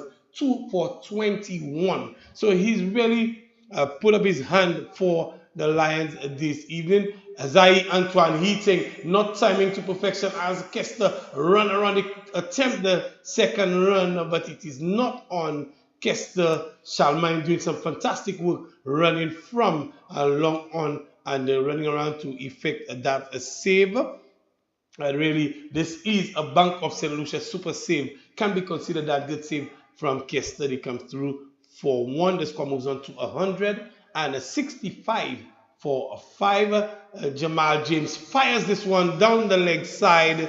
This South Castries Lions can ill afford that type of bowling at this time. Jamal James has been spot on. And now he fires this one down the leg side. He comes in again to Eugene, who's on 47, guiding this one to point. And the point fielder was very alert, coming in sharply. Malcolm Monroe's. It looks like Aaron Joseph. That's Aaron Joseph. Oh, Aaron Joseph is back in the game and preventing the single. Good anticipation as Jamal James comes in. Last delivery, reverse sweeping out towards the deep backward point boundary, and will get into the boundary now. Good shot from Jonel Eugene. We see him pulling the reverse sweep from the draw and using it to good effect. 50 up on Eugene. 50 up for Jonel Eugene. Greg Wilson, a good shot from him to bring up his 50. Yes, good improvisation there. Pulling out the reverse sweep and getting 4 runs. And what a way to bring up a 50. 51 from 44 deliveries. So certainly he has played a very good knock. We've seen 2 good knocks from the City Blasters. First, the Nedward getting a half century, and now Jonel Eugene. Solid. Jonel Eugene, for me, what's most important about his knock, Jonel Eugene, is that wickets were falling around him, and he just stood firm, kept plugging away, kept batting well, and in the end, he raised his 50. He's on 51 from 34 deliveries. We're going to see the return of Kester Shalmine. But this time from the southern end. And Jonel Eugene, he's hit 4 fours and 1 6 in his 51 from 34 balls. Kester Shalmine, he returns after what was a very, very expensive over. In the fifth over, he went for 33. The fifth over, he went for 33. They moved from 33 without loss to 66 without loss in a matter of what should be 6 balls, but proved to be a lot more than 6. Shalmine moves in from the players' pavilion end to Antoine, who tucks this one into the onside. Shalmine is making some wonderful ground and moving like Usain Bolt across there to field off his own bowling. Kester Shalmine, he is very, very quick across the turf. You said he moves like Usain Bolt. I dare say he moved like a lion looking for a prey. He certainly. Yeah, he did. Julian Alfred, a fantastic move there from Kester Shalmine. Julian Alfred, the premier sprinter from St. Lucia, world-class sprinter as well. And this year certainly had been Julian Alfred's year. Shalmine into, and wonderfully played by Jonel Eugene. Just guiding this one past Jalen Chandler. Jonel Eugene not looking to overhit, using the pace of Kester Shalmine and getting a boundary. The short third man fielder had no chance at all. Fantastic batting by Eugene. Yes, certainly well guided shot past the wicketkeeper, and the short footman Daniel Giambatti certainly had no chance to come across to stop this one. So certainly good intelligent batting there by Eugene. Again, Kester Shalman, he's really bringing down his economy rate, but it's still very, very high. Kester Shalman, he moves in to Eugene. Eugene picks this one up in the air, and Xavier Gabriel is only going to be a spectator. This one goes well over the boundary rope and over Xavier Gabriel. 6 more to Jonel Eugene. What effortless hitting from Jonel Eugene. Well, all I could see is just a replica of the father was a right-hander, he's a left-hander, but good replication of John Eugene when he was in his heyday. John Eugene in his heyday. Kester Shalman will want to stop that. John Eugene is tucking this one out towards the mid-wicket, and it comes through for a single, but very, very easy batting from John Eugene. The score has moved on to 182 for 17.4 overs. And now with that over from John Eugene, from Kester Shalman, the run scoring from John Eugene, the 200 looks on the cards again, Regulars. Yes, certainly, just 18 runs away. And the Shalman bowls to Antoine. Antoine picks him up out towards mid-wicket. 1-2 bounces, and the fielder comes around not before they complete the second run. Again, Zai Antoine giving good support to Jonel Eugene, who's on 62 from 37 with 5 fours and 2 sixes. Zai Antoine is on 8 from 8, running well between the wickets. Kester Shalman moves in. Antoine picks it up high in the air, and Xavier Gabriel again is only a spectator as Kester Shalman is really taking some pounding tonight, some real hammering from Kester Shalman. Yes, certainly Kester Shalman is put under the cosh this evening, and what a person to target the captain. And if you demoralize the captain, you most likely will demoralize the entire team. But certainly he has come in for serious pounding. He is considered somewhat 49 runs of 2 overs. He's 53. He's considered 53 runs of his 2 overs, and very, very, very expensive. His first one going for 33 and now 20 run over. So Kester Shalman, the Akel Holding City Blasters have taken a liking to what he's serving up, and they've really chewed him up and spat him out in a spectacular fashion here this evening. 12 deliveries to go, and 10 shy of the 200 at the rate. Greg Wilson, we should see the Akel Holding City Blasters getting well past 200. Our first 200 score for this year's SPL. Yes, certainly 200 is on the card. They would be very disappointed if they can't get to 200 runs. Daniel Jabatis, he comes in to bowl to Eugene, and Eugene is just guiding this one out towards short backward point. He comes through for the single. He finds Aaron Joseph in the way, but the single is on, and they take it there very, very nicely as well. 191, Eugene moves on to 63, and the batting well is Jonel Eugene. He brings Zai Antoine into strike. He's on 14. And he's a small man, but he does pack a punch. Zai Antoine. Yes, certainly. It's certainly yesterday. I'm being told by my statistician, Claudius Emmanuel, playing the dual role. He's hit 3 consecutive sixes last evening as Daniel Jabatis comes in and driving, not making proper contact. He was looking to on-drive this one and not making proper contact. Jabatis really... just indicating to you, the captain, Kester Silver, is relatively straight. Right behind the bowler's arm is Kester Shalman, as Jabati is going very, very straight. Is Kester Shalmine and wide comes off the inside edge out towards the boundary. The fielder comes around. They come through for one. The second is on it. Looks like we're going to have a run now. No, he's back safely. Is Antoine. He was looking for the second run. The throw came into the keeper who relayed it to the bowler, and only one run conceded as well. That ends well. 192 on the board, 18.2 overs. Very eventful delivery there. Zai Antoine, the live wire, is looking to run for everything. Full of energy as he came in. He is on a 15 from 10. Good little cameo from him as well. Jabatis is looking to restrict the Akel Holding City Blasters. John Eugene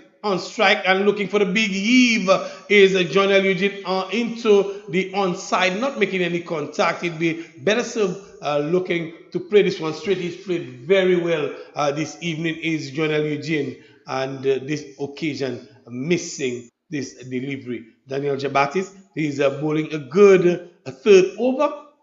Only two coming from it so far. John Eugene over the bowler out towards long on, and Shalmine comes off the rope, and not before Eugene completes another single to take the score to 193 for 5, 18.4 overs, 193 for 5, and clearly Wilson, the 200 must be on the cards here. Jabatis into Antoine, outside of stump, goes through to Chandler, and no contact being made. Antoine is throwing everything, the kitchen sink and everything around it. The dish drainer is in there as well. Everything is being thrown at that delivery, and no contact being made here. The score remains on 193.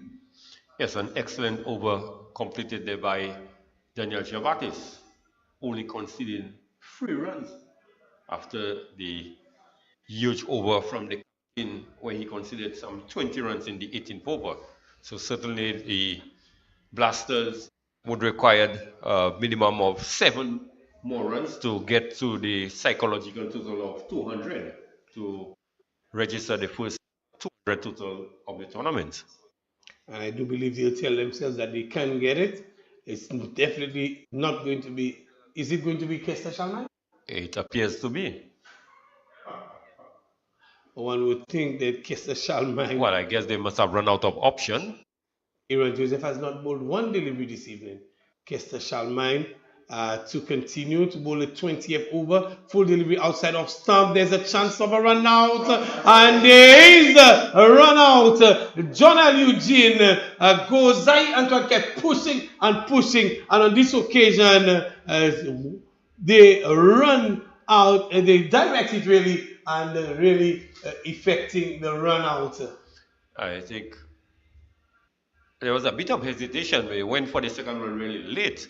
The good work done by Bolton Sayers coming off the cover boundary, throwing it towards the keeper's end, and a direct hit, and a good enterprising innings of John L. Eugene has come to an end. So certainly a good knock there from John L. Eugene, really putting his team, the City Blasters, in a good position. Definitely so. Very well supported by Zai Antoine lately, but he's batted well. Wickets have fallen around him, Donnell, and he is batted well. Kester Shalmine must have had a crystal ball. Greg Wilson, somebody said to him he should bowl this final over, having taken a hammering really this evening. Yes, certainly, because you have the likes of Malcolm Monroe's, Xavier Gabriel. Well, he has not bowled, so one would want to think that he's playing primarily as a batsman.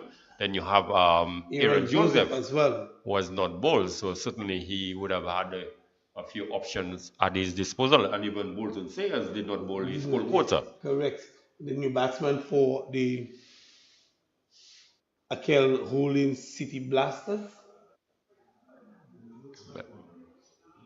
As we try to figure who is the new batter, let us just see again. Kester Shalmine at the top of his mark and looking to come in. This one is wide outside of stump, goes through to the keeper. Might be 6 years. It looks like 49. And Charlemagne is really bowling a much better over. You picked it up already. A much better over. Again, driven by the new batsman, and they come through for a 1, trying to get it's Caleb Thomas.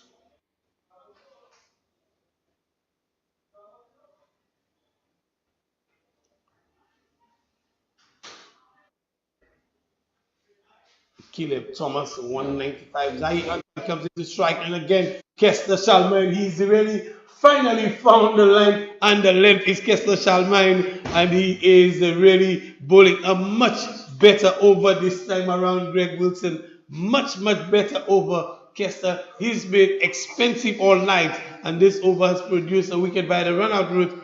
2 dot deliveries and just a single. How can he finish 195 for 6? Can he prevent them from getting the psychological advantage here? And a 1 taken. They think of the second, but clearly not on. And another single taken. 1. They would need a boundary now to get to the 200 mark. The Akels Holding City Blasters. 196 for 6. Can Kester Charlemagne prevent Caleb Thomas from getting that boundary to give them the psychological booster and the momentum going to the halfway mark? And driving out towards a long off, they come through for 1. They think of the second. It looks like there's a chance, and he is out, given out. So only 1 taken. So a good finish by Kester Charlemagne. Very importantly, he is taking the momentum into the break, but a very good score in the end by the Akels Holding City Blasters, and the run out being effected on the final delivery, and certainly a good score by any stretch, if you ask me. Should have gotten to 200, they didn't, but the run out effected it, and a good score nonetheless. Yeah, good score, but the Blasters would be disappointed with the final total. After it, they were 100 for 1, and after 12 overs later, they were only able to score just 97 runs. Definitely so. And the innings come to a close, and we were expecting some fireworks if the Lions have to draw this evening. There must be some fireworks. They will need 190. Somebody, 1 or 2 of the batsmen will definitely have to put their hand up, as we saw from the likes of Dave Edward and John L. Eugene.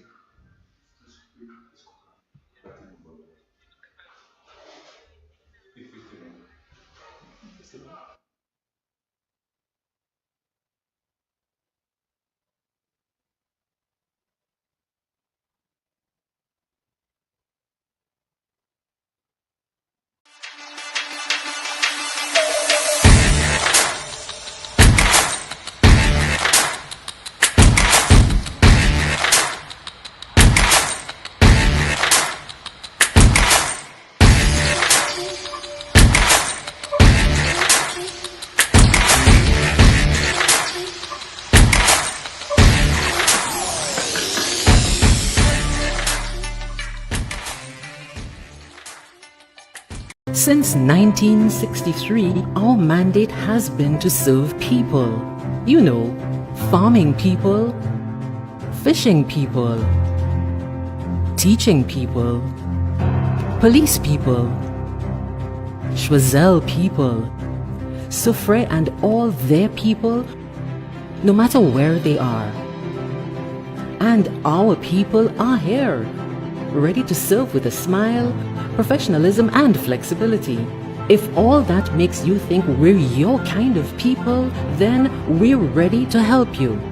Choiseul Cooperative Credit Union. We make lives better. Join us today. Telephone 459-3100 or 459 3119.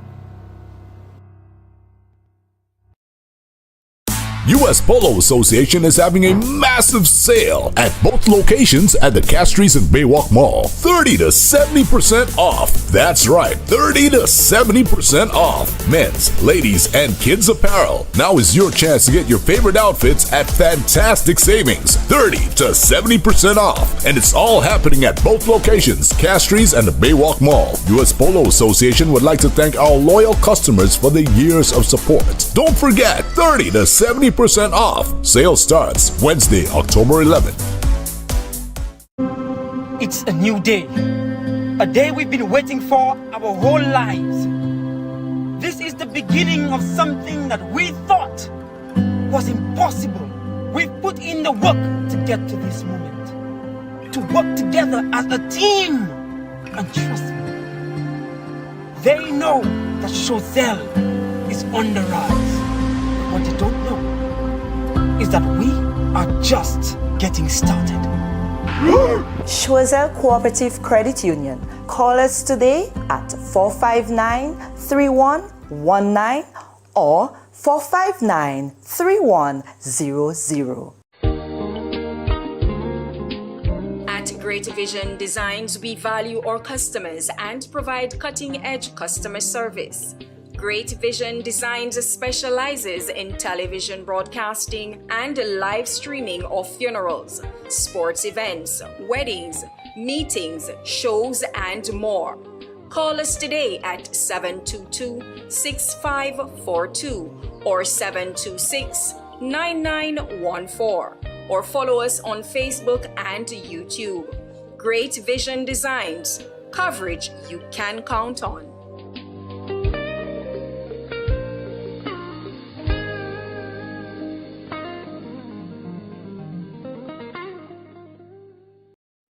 US Polo Association is having a massive sale at both locations at the Castries and Baywalk Mall. 30 to 70% off. That's right, 30 to 70% off. Men's, ladies, and kids apparel. Now is your chance to get your favorite outfits at fantastic savings. 30 to 70% off. And it's all happening at both locations, Castries and the Baywalk Mall. US Polo Association would like to thank our loyal customers for the years of support. Don't forget, 30 to 70% off. Sale starts Wednesday, October 11th.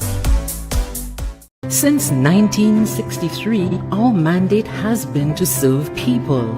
You know, farming people, fishing people, teaching people, police people, Choiseul people, Soufrière and all their people, no matter where they are.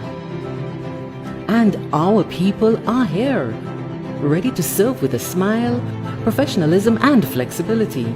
If all that makes you think we're your kind of people, then we're ready to help you. Choiseul Cooperative Credit Union. We make lives better. Join us today. Telephone 459-3100 or 459-3119.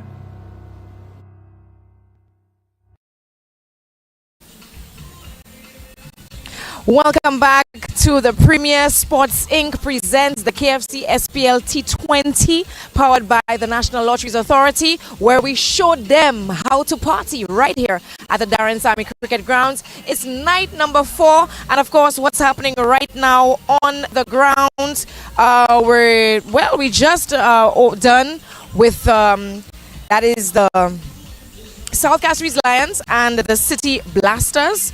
Just finishing off, and of course right about now we had the City Blasters batting and they scored 195. Wow. And this is the highest score in the series thus far. It's only day 4, and the next team most definitely has a tough job as far as beating 195 at this time. So we have a special treat for our viewers on GBTV right now. We have a giveaway. So to all our fans, we're asking you right now, who will be the man of the match for tonight's game? who will be? Who do you think will be the man of the match? Who deserves that prestigious title at the end of tonight's match? So all you need to do is send your predictions to the number 722-6542. That is 722-6542. Send your predictions to that number, and guess what the prize is? The prize is a ticket to any game of your choice. Most definitely looking forward to the finals, semi-finals. So any game of your choice, you will win a ticket if you make the correct prediction. So again, tonight's giveaway to all our fans watching live on GBTV, the question is, who will be tonight's man of the match? Again, send your predictions to the number 722-6542. And if you are correct, you win yourself a ticket to a game of your choice. All right. So again, thanking our sponsors for being on board with us as far as KFC, the National Lotteries Authority, Bank of St. Lucia, Nagico, Computer and Business Services, Flow, and of course, Scott Sports and Awards. Again, people, it's day 4. It is day 4, and of course, well, it's nighttime, and we're expecting the South Castries Lions to bat coming up. So they're at a break right now, and of course, hope you are enjoying the live cricket action happening right now. And of course, still encouraging you guys to come through. Come on. We got lots of space. We got good food, drinks, a great atmosphere that's just waiting for you to fill it up with your energy and of course your support. So come on over. At the Darren Sammy Cricket Grounds, it's all about the KFC SPLT20, where we show them how to party.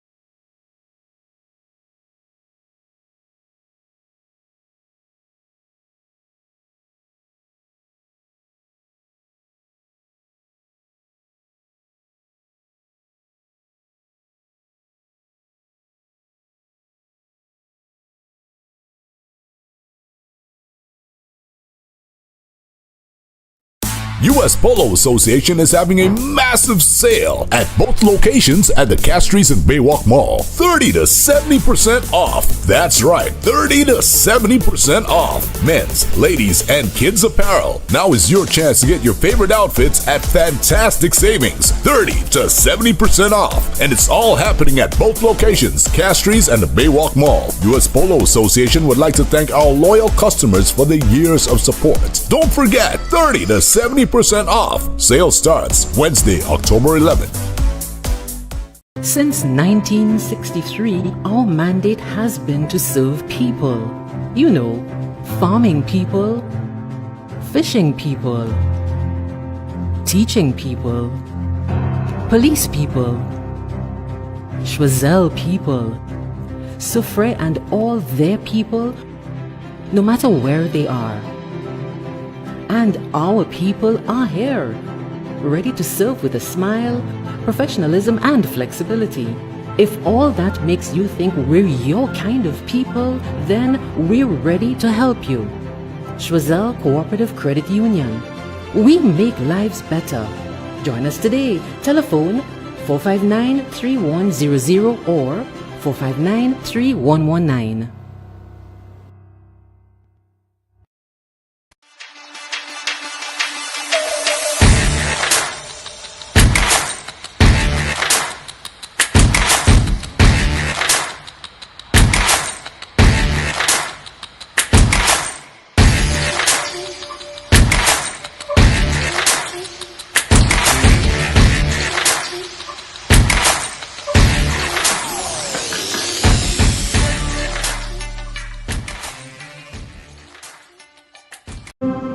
It's a new day. A day we've been waiting for our whole lives. This is the beginning of something that we thought was impossible. We've put in the work to get to this moment. To work together as a team. And trust me, they know that Schwazel is on the rise. What they don't know is that we are just getting started. Choiseul Cooperative Credit Union. Call us today at 459-3119 or 459-3100. At Great Vision Designs, we value our customers and provide cutting-edge customer service. Great Vision Designs specializes in television broadcasting and live streaming of funerals, sports events, weddings, meetings, shows, and more. Call us today at 722-6542 or 726-9914 or follow us on Facebook and YouTube. Great Vision Designs, coverage you can count on.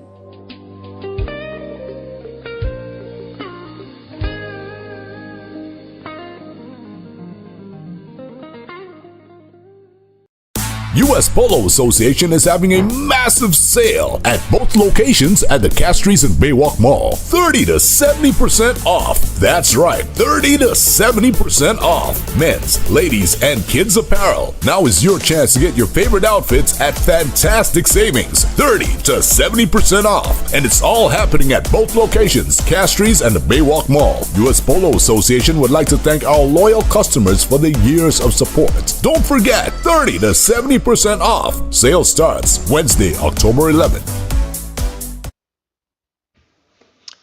So we are back for the resumption of game number 8 in the SPLT20. The South Castries Lions, they've got a nice little challenge on their hands. 198 they require to overhaul the effort by the City Blasters.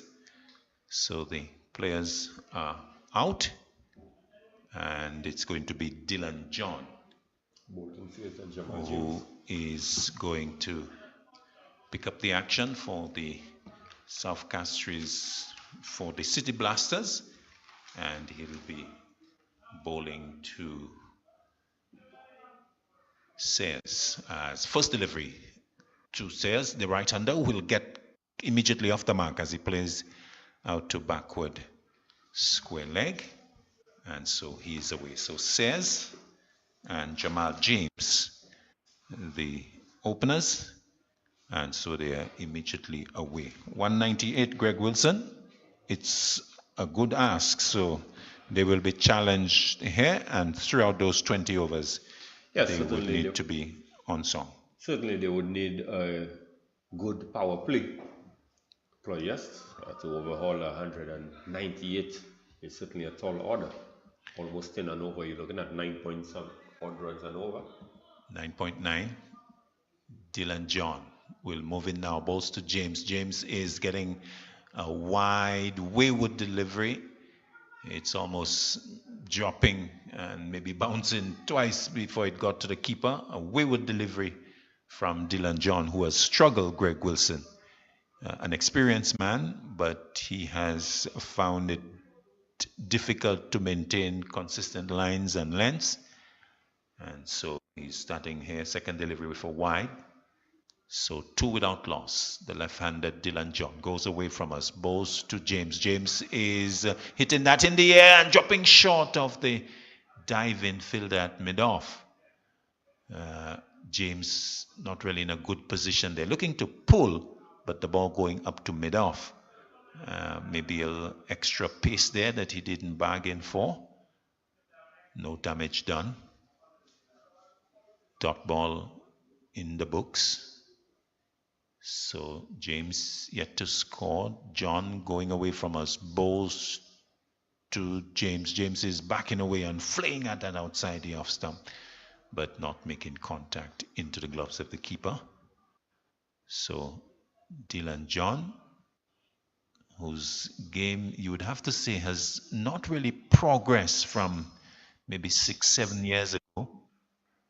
In fact, remember the President's Cup, Prime Minister's Cup. Thanks, Greg. John running away from us, bowls to James. James to the delivery is beaten outside the off stump. He's getting squared up. And luckily for him, a bit of movement from John away from the left-hander into the gloves of the keeper. Back in 2015, Dylan John was very impressive in the Prime Minister's Cup. He often picked up a couple of early wickets in his first spell, swung the ball, was on song, but I think the problem is his action, particularly the follow through as he comes in now, bowls to James. James is again squared up and pushing into the offside, and there's no run. If you look at Dylan John, Greg Wilson, the follow through is all over the place. You know, for the fast bowler, you expect everything to be flowing and being delivered in a sort of a straight line. But Dylan John, when he delivers the ball, the hands are... It's like he's stumbling. Yes, the hands are going on either side of him, and he's actually stumbling, no balance. He goes away from us now, balls to James. James will want a single. It's not on, as it's picked up at short extra cover. And there's no run. So a good succession of tight deliveries by Dylan John. He completes a decent over, in fact a very good over. Just the two, including a wide. So credit to John, who has started very nicely for the City Blasters. Yes, most certainly a good over there bowled by Dylan John. Last evening, his first over, Claudius, he considered some 11 runs, but he bowled some 12 deliveries. Yes, and he was a lot of pressure, and in fact entrusted with the last over of the game last night, where he had to defend 10. He was not able to do it, and a day I think Dylan John would want to forget. So this is a new day, and he has started well. So credit to him, as it's going to be Eli Box to come in. Number 75. Yes, he's going to be bowling to Sayers. Sayers goes back and gets batted as it goes to short fine leg. No bat, because umpire Ashby is on one leg, saying that it brushed the pad. So one more to the total, goes to 3, and we are in the second over.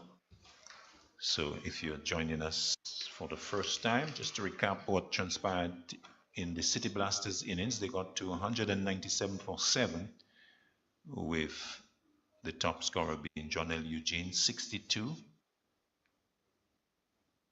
Delivery that is done to short third man, and Dylan John gets the return into the keeper. So one more to Says. He goes to 2. In fact, it's James getting the single. He goes to 2. Oh, no, in fact, he's off the mark, and it's 4 without loss. Sayers will move in now, bowls to, in fact, it's Sayers in strike, and Eli Box, the one bowling. So just getting a little mixed up there. So Eli Box will move into the right-handed Sayers from the southern end, bowls to Sayers, who goes back and plus plays in front of him, and there's no run. So in 197 for 7 of 20, it was Eugene 64 and 62 to Dane Edward. Delivery that is looking to be turned by Sayers, does not make good contact, and so this very quiet start continuing here with the City Blasters doing quite well. Eli Box moves in, bowls to Sayers off the back foot, can't beat the offside field, a ring of fielders, and good work, good tight over from Eli Box, keeps them very, very quiet. It's 4 without loss to 2 overs. So this is not the sort of start you need, Greg, going after 198. Not at all, Claudius. Both overs, the bowlers Dylan John and Chidin Eli Box just conceding 2 runs. So certainly a lot of pressure is brought to bear on these 2 openers, Jamal James and Bolton Sayers, from very early. Dylan John moves in, bowls to James. James is driving but not really going towards the line of the ball and missing outside the off stump. So another dot ball to the credit, we'll have to say, of Dylan John. The previous innings, the bowling figures: Clint Sylvester 2 for 36 from 4, Jamal James 2 for 27 from 4, and Simon 1 for 33. John moving in, bowls to Jamal James. James is back and is not going anywhere. Greg Wilson in the crease, he doesn't have the room. And just looking at James, the footwork is rather limited. Greg Wilson is not really getting himself into the positions to be able to express himself in the stroke play. Not at all. I think the kid very economical movement of the feet, really. Just stuck one place. John building the pressure on James, who waits to this delivery. He's backing away and looking to pull, but again, not getting hold of it. And the ball going up slowly into the mid-on position. And there's no run. So Dylan John would be happy with what has happened so far. James not able to get the ball away. Well, they would have played for Central Castries for a number of years, so John certainly would know the strengths and weaknesses of Jamal James.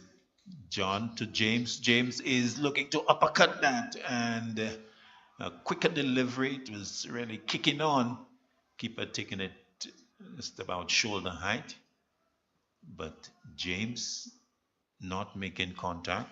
It's almost an apostolic sort of combination here. No, I was an apostolic tussle. I was the Apostle John going to the Apostle James. I was thinking of the. I think they say great minds think alike, Claudius. I think this is along the biblical lines. I think Indeed, John moving in. James is looking to clip it. It goes past the keeper and down behind him for 4 wide. Now being signaled by the umpire. And Dylan John hands akimbo in the middle of the wicket. Not happy with that. Maybe he was looking to go for the leg stump, but it was away from the stumps and the keeper not able to hold on. So 4 to the total, it goes to 9. And Dylan John will come back. Let's look at the field. No slip, backward point, squarish cover, extra cover, cover, mid-off, within the circle, long leg, mid-on, forward square, delivery that's wide and wayward. And it's so wide that is hitting on the edge of the strip in a line with the return crease. It was so wide that would have gone maybe to a gully field, Greg Wilson. Yes, after having bowled some free good deliveries at Jamal James, and he has just lost it all of a sudden. John moving away from us. Goes to James. James is lofting that over mid-off, out towards the boundary. It doesn't have the legs to get there. It will be pulled back. And Jamal James will come back for 2. So a couple that takes him to 3-12 without loss. And James finally laying bat on ball for runs. Greg Wilson. Yes, really unable to get the boundaries, which is what is required at this point in time. Especially in the power play that we are into now. James to John, in fact, go to Sayers, who's driving along the ground, knocked down by the man at mid-on, and he gets 1. So the over is completed. So at the end of it, 3 completed, 13 without loss. The current rate 4.33, and because of that, the required rate now just under 11, 10.88. Yes, certainly the South Castries Lions would need to up the ante, but it is a bit strange, Claudius, I find that they resorted to despair to open the inning, Bolton Sayers and Jamal James. Yes, and from what we have seen so far, They have not demonstrated the ability to go over the top. Delivery that is driven by Sayers straight to mid-off. And there's no run. So this is over number 4. We're in the power play. So 2 fielders are out. They are long on and deep mid-wicket as the off-spin of Eli Box will move into the left-handed Sayers over the wicket. As, in fact, it's James in strike. James in strike. Tugged out to short leg, to square leg, in fact, and the return coming in. So 1 more to James. The total going up to 14 as he goes to 5. But this is the 4th over, Greg, and they're yet to get a boundary. But that's not how the game is supposed to be played, because you have the power play to score boundaries because you have the 2 fielders out, an opportunity to encourage you to go over the top, but we have not seen that. Delivery outside the off stump, hit hard into the ground, straight to the fielder at point, and the total remains stuck at 14. 14 without loss. This is over number 4. Eli Box moving in, bowls to Sayers. Sayers is looking to turn it. It's outside of leg stump. He gets the wide, but that's all they're getting. Singles. Goes to 15 with the extra. Eli Box getting the rag from the umpire to wipe off any dew that may be collected as delivery that's faster.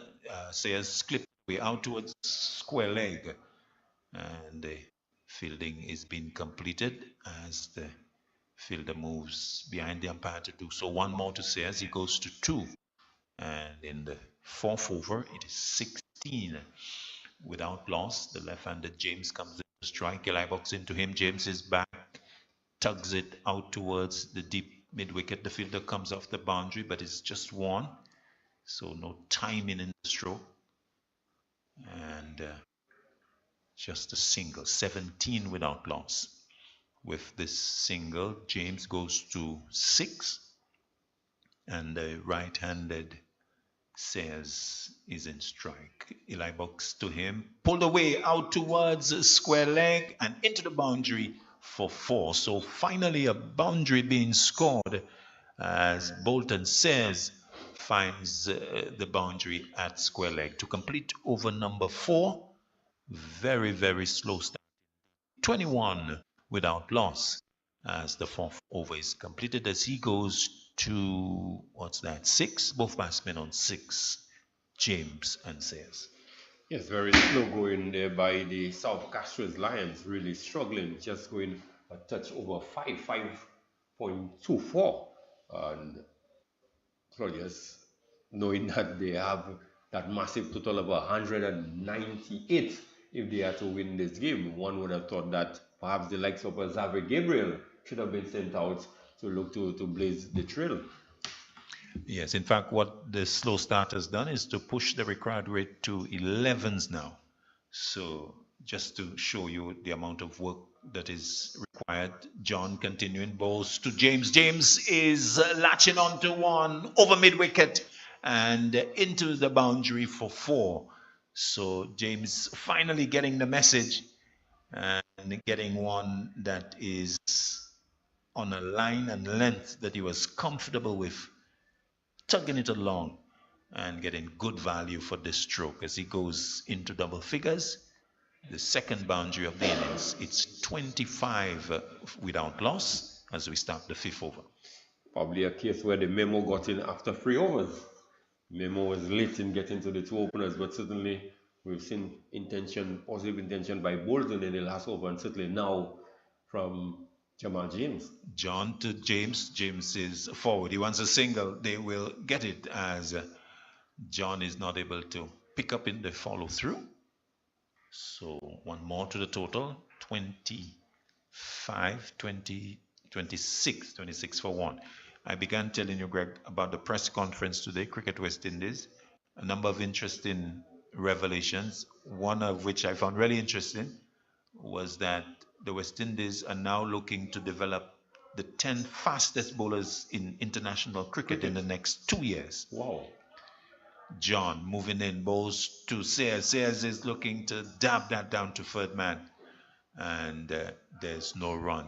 So the 10 fastest bowlers in the next 2 years. It's an interesting plan because you understand that the strength of the Windies when they were dominating the world was in the fast bowling department in the 70s and the 80s. So a decision to sort of go back to that as the major plank in your strategy to perform well at international cricket. John, a fast bowler, moving in, bowls to Sayers. Sayers is looking to loft that down the ground, but is not successful as it goes into the gloves of the keeper. 10 fastest bowlers in 2 years? What say you? I think that's mission impossible. Why so? Because it has taken us over 20 years to get 5 or 3 good quality fast bowlers on the team at any given time. So to get 10 in 2 years, are we going to get them from space? John moving in, bowls to Sayers. Sayers gets lifting deliveries, flinching almost as he plays it, but will get the single as the throw coming almost behind him as he goes to the non-strikers end. So one more to the total, 27 without loss. And so part of the program is some investment that they're going to get with the government of Guyana. So there's been discussion with the president of Guyana and Cricket West Indies to construct 3 stadiums in Guyana and to develop other sporting facilities, academies, and so forth. So with the oil revenue now being enjoyed by Guyana, they seem to have entered into an agreement to invest in West Indies cricket facilities. John bowls to James. James is lofting that out towards the mid-on fielder who came close, didn't go for the dive, and electing to pick it up as it went towards the long on boundary. So 2 more to Jamal James as he brings his total into 13, and it's 29 without loss. The 5th over is completed, so we'll have more thoughts from Greg Wilson, and then for the next 5 overs it's going to be Cliver's choose. Yes, well, it's a really struggle out there for the South Castries Lions. The opening pair of Bolton Sayers and Jamal James have found the going really tough. They look like they've been asked to bat a bit out of character in order to overhaul that total, or more so to set a good platform in the power play. But Clivers, it is proven to be a very uphill task for Jamal James and Bolton Sayers. Yes, Greg Wilson, good evening to you again, and of course to all our viewers watching the KFC SPLT20 powered by the National Lotteries Authority. The South Castries Lions, for me, Greg Wilson, and of course our viewers, I think they strategically they have gotten it wrong this evening on a number of fronts. And to open with Bolton Sayers and Jamal James when you are needing to go at a tens, almost tens and over from the onset is an error in itself. As we see a bowling change, it's Antoine who's coming in to bowl to Sayers, and Zai Antoine, very, very energetic young man, and he's coming in again to just continue applying the pressure on the opening pair of Jamal James and Bolton Sayers. None of them possess the kind of power you need, particularly to take advantage of the power play. And we're into the last over of the power play as Antoine bowls to Sayers. Sayers is pulling, and there's a chance of a run out as Jamal James was looking for the single that was not on. That ball was struck too firmly to the mid-on fielder. Jamal James was looking to get into the kitchen, and definitely it would have been a suicidal run. Had it hit, it definitely would have been found wanting. Certainly a non-existent single there by Jamal James, but again, feeling the pressure of not scoring runs, he figures he wants to go for every available runs, even those that are not existent.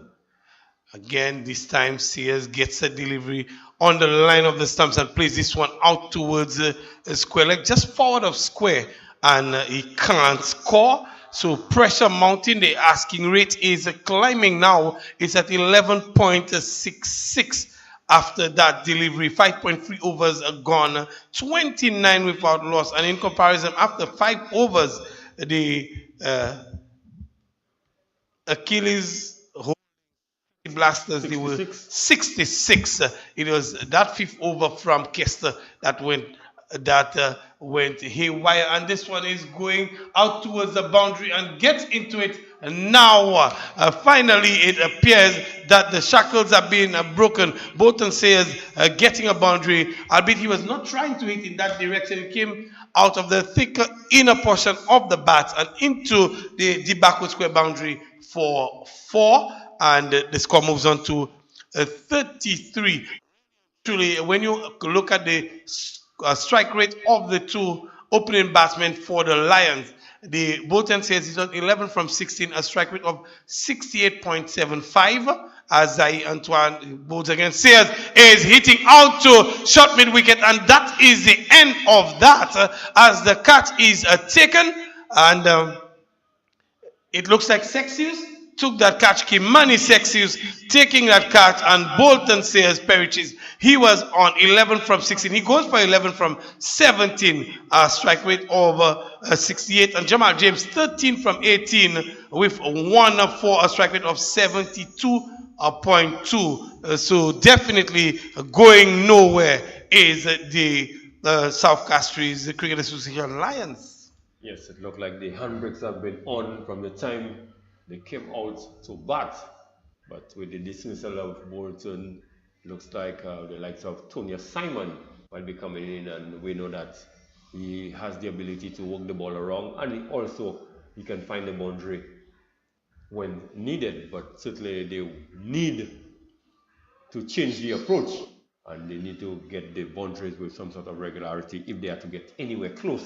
I'm thinking, Greg Wilson, it would have been, if Tony Simon, he batted very well in the last game, and you want, especially chasing a big total, you want to give him an opportunity to play himself in, to get in. He can access the boundaries, but he needs some time. I am thinking that I would have opened with Tony Simon and probably Xavier Gabriel, somebody who can clear the boundary, particularly because I wanted to take advantage of the power play overs, and we're really deep into the final ball of the power play. Tony Simon will be facing that ball from Zai Antoine. 33 for 1, a successful over for Antoine. He been hit for 4, a shot where Sears was not in complete control. Antoine moves in to Simon, and Simon is just guiding this one over the top. I think it might have brushed the fingers out towards the boundary. Does it have the legs? It doesn't. The fielder makes a good effort out on the boundary. It's a back of St. Lucia save, and they come through for 3 runs. 3 runs. A good effort from Dylan John on the boundary, but not before Simon completing his 3rd run. And that takes the score to 36 for 1 after 6 overs. 36 for 1. And definitely, Greg Wilson, they are falling well behind the 8 ball here. Yes, certainly. There are some 40 runs adrift of where the City Blasters would have been. No, I said 30 runs. Actually, it's much more than that. Clive was I was looking at after 5, 66, but they were 81 after 6. So certainly nowhere close to the City Blasters score. Some 41 runs adrift. And definitely well adrift as well. They would need to catch some wind, get the Lions roaring here at the Darren Sammy Cricket Ground. And we're seeing bowling change again. It looks like it's Alex Antoine who is going to take up the attack from the media center end with his off breaks. Alex Antoine with the number 10 on his jersey. Alex Antoine will be coming around the wicket to the left-handed Tony Simon. Just ensuring that the field is set. Antoine into Simon. Simon is driving out towards the long on and finds Eugene, John L. Eugene. A single taken by Simon. The score moves on by 1 to 37. Alex Antoine, a good start from him. No pressure on the team as they are in complete control. Simon Antoine run the wicket to Tonya Simon inside and over extra cover. That is Jamal James. Jamal James now is really beginning to grow in confidence. Inside out, just correction here. Jamal James really coming inside out. A really good looking shot from Jamal James. The best we've seen from him so far. Yes, certainly the best shot of the evening so far from Jamal James. But Jamal James usually is a slow starter when it comes to T20 cricket. Again, he's getting a delivery on the line of legs. I'm just turning this one around. Simon calls him through for the single. They come through. It is a wide, no contact with that one, and the wide being given here. And the score moves on by 2 to 43. And Simon tucking this one into the onside. They come through for 1, and there's no chance of the second run. And 1 more to the total. And we see a little bit more purpose in the approach between Simon and James. And that partnership is doing a lot better than what we saw between Sayers and James. A little more purpose, a little more aggression here. And Jamal James is looking to turn this one. And he might have overbalanced. The umpire is not interested. Umpire Alan Ashby, and the wide being given. But Jamal James just looking to turn this one down towards the fine leg region, missing it completely. The bails were whipped off, and they are really confident looking appeal, and the umpire was not interested at all. Certainly, his foot would have been grounded, but for a split second, it looked like Jamal James had just lost focus with the ball angling down the leg side, and the keeper just whipped the bails in a flash. And this time he has bowled him. It looks like this one was just going on with the arm from Alex Antoine, and just going through baton pad and bowling Jamal James. Really having played that good looking shot. Jamal James leaving the gate open, and Alex Antoine just coming through. Yes, certainly a good timely breakthrough there for the South Central Castries City Blasters, getting the wicket of Jamal James. And now you have a situation where the South Castries Lions basically have 2 new batters at the crease, and from what I could see, it looks like Xavier Gabriel is finally making his way to the wicket. So they certainly need someone who could power those balls over the boundaries, and I think Xavier Gabriel, if anything, is the man for the job. Certainly, Xavier Gabriel, we called for him much earlier than now, and we're getting him at the fall of the wicket of Jamal James. Xavier Gabriel, he does pack the punch that is needed at this time by the South Castries Lions, but they've fallen well behind the 8 ball, still requiring 153 runs from a mere 80 balls. So the equation is really getting into insurmountable proportions for them. But Xavier Gabriel, a few lusty blows, and they can get them right back into this one. Alex Antoine would have different ideas. Xavier Gabriel and Alex Antoine would know each other very well. They played together for years. I was just about to make that point.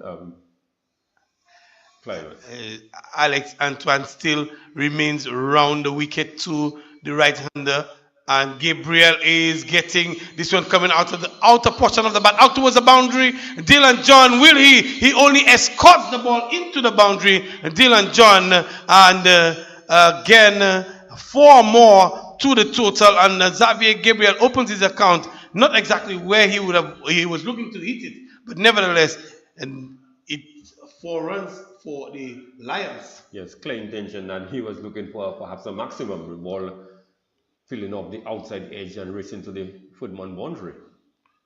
And this time he gets it. It's in the air. The fielder from square leg comes in, takes the catch, and Xavier Gabriel perishes Second delivery, Alex Antoine. He is running riot in the batting lineup of the South Castries Lions. And Greg, it really looks like the fat lady has showered, ironed her dresses, and it's still early days, but it's not looking good for the Lions. Fat lady is somewhere in Moshi already on her way down to the Darren Sammy cricket ground. But good timely introduction into the attack. Alex Antoine first getting the wicket of Jamal James and now getting the wicket of Xavier Gabriel, looking for a maximum, certainly with the sort of run, with the sort of pressure that is on. He did not need a few sighters, he was going for a few maximum probably onset. Definitely looking for a maximum and losing his form as well in the process. Gabriel looking to overhit this one really. All he needed to do, because he was hitting with the wind on this occasion, and just look to pick it up. It's Kessler Charlemagne that replaces Gabriel, and 7 overs completed, 49 for 3 after 7, and really the South Castries Lions in a spot of border here. Clivers, the City Blasters after 7, they were 93. The South Castries Lions under some pressure as Zai Antoine continues and bowling to Simon. Simon is just guiding this one out towards the short backward point, and there is no run. 49 for 3. We're into the 8th over and the Lions have fallen behind. It looks like the Lions are lost in the jungle, Greg, and there's no way that this is one of the places you don't expect the Lions to get lost, in the jungle. I think they are in the den right now. Oh, they're in the den and kept in the den by the Blasters. And Tonya Simon looking to cut this one and not making any contact, goes through to wicket-keeper Natram. And we see Stephen Natram with the glove this evening. I think it's a much better option for the Akels holding City Blasters. It gives them the opportunity to strengthen either their bowling or their batting with Natram holding the glove. Antoine into Simon. This one is in the air, over backward point. He's running. Difficult chance for him, but it lands safely. Tonya Simon comes back for the second run. The 50 comes up for the Lions after with this 2 runs. A difficult chance moving away from him, and he turned running backwards. Always a difficult take for the fielder. Yes, it was going over the head of Jed in the line box, really. A difficult chance. And Antoine opting to go around the wicket, this time to the left-hander. And he has the third man in operation in Dylan John. He has a fine leg within the 40-yard circle. He moves into bowl to Simon, who's pulling this one over square leg. The umpire is there, but it does not go all the way. The fielder from the square leg comes around, and that square leg is really a short mid-wicket, runs around. There was not enough on this one to go to the boundary, and Simon comes through for one more. But the boundaries are few and far between, too few and far between for the Lions really to make an impact. The asking rate continues to climb here, Greg Wilson, as Zai Antoine this time is still opting to stay around the wicket for the right-hander, and it is Kessler Charlemagne to face his first delivery.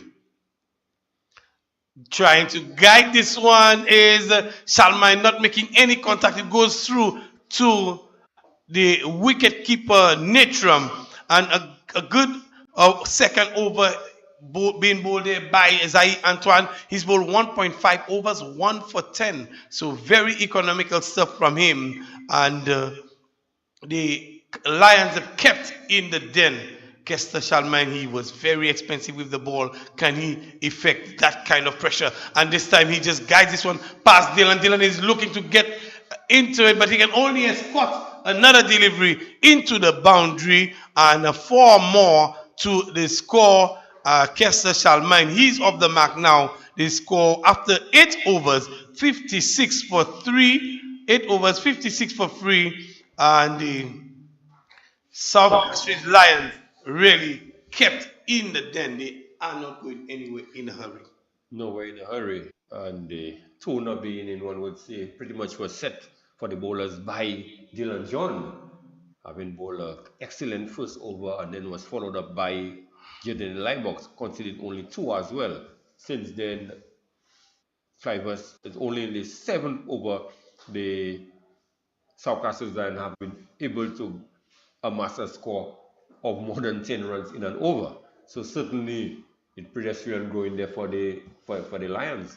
Very pedestrian, as Alex Antoine will continue. And great stuff off his own bowling, Alex Antoine.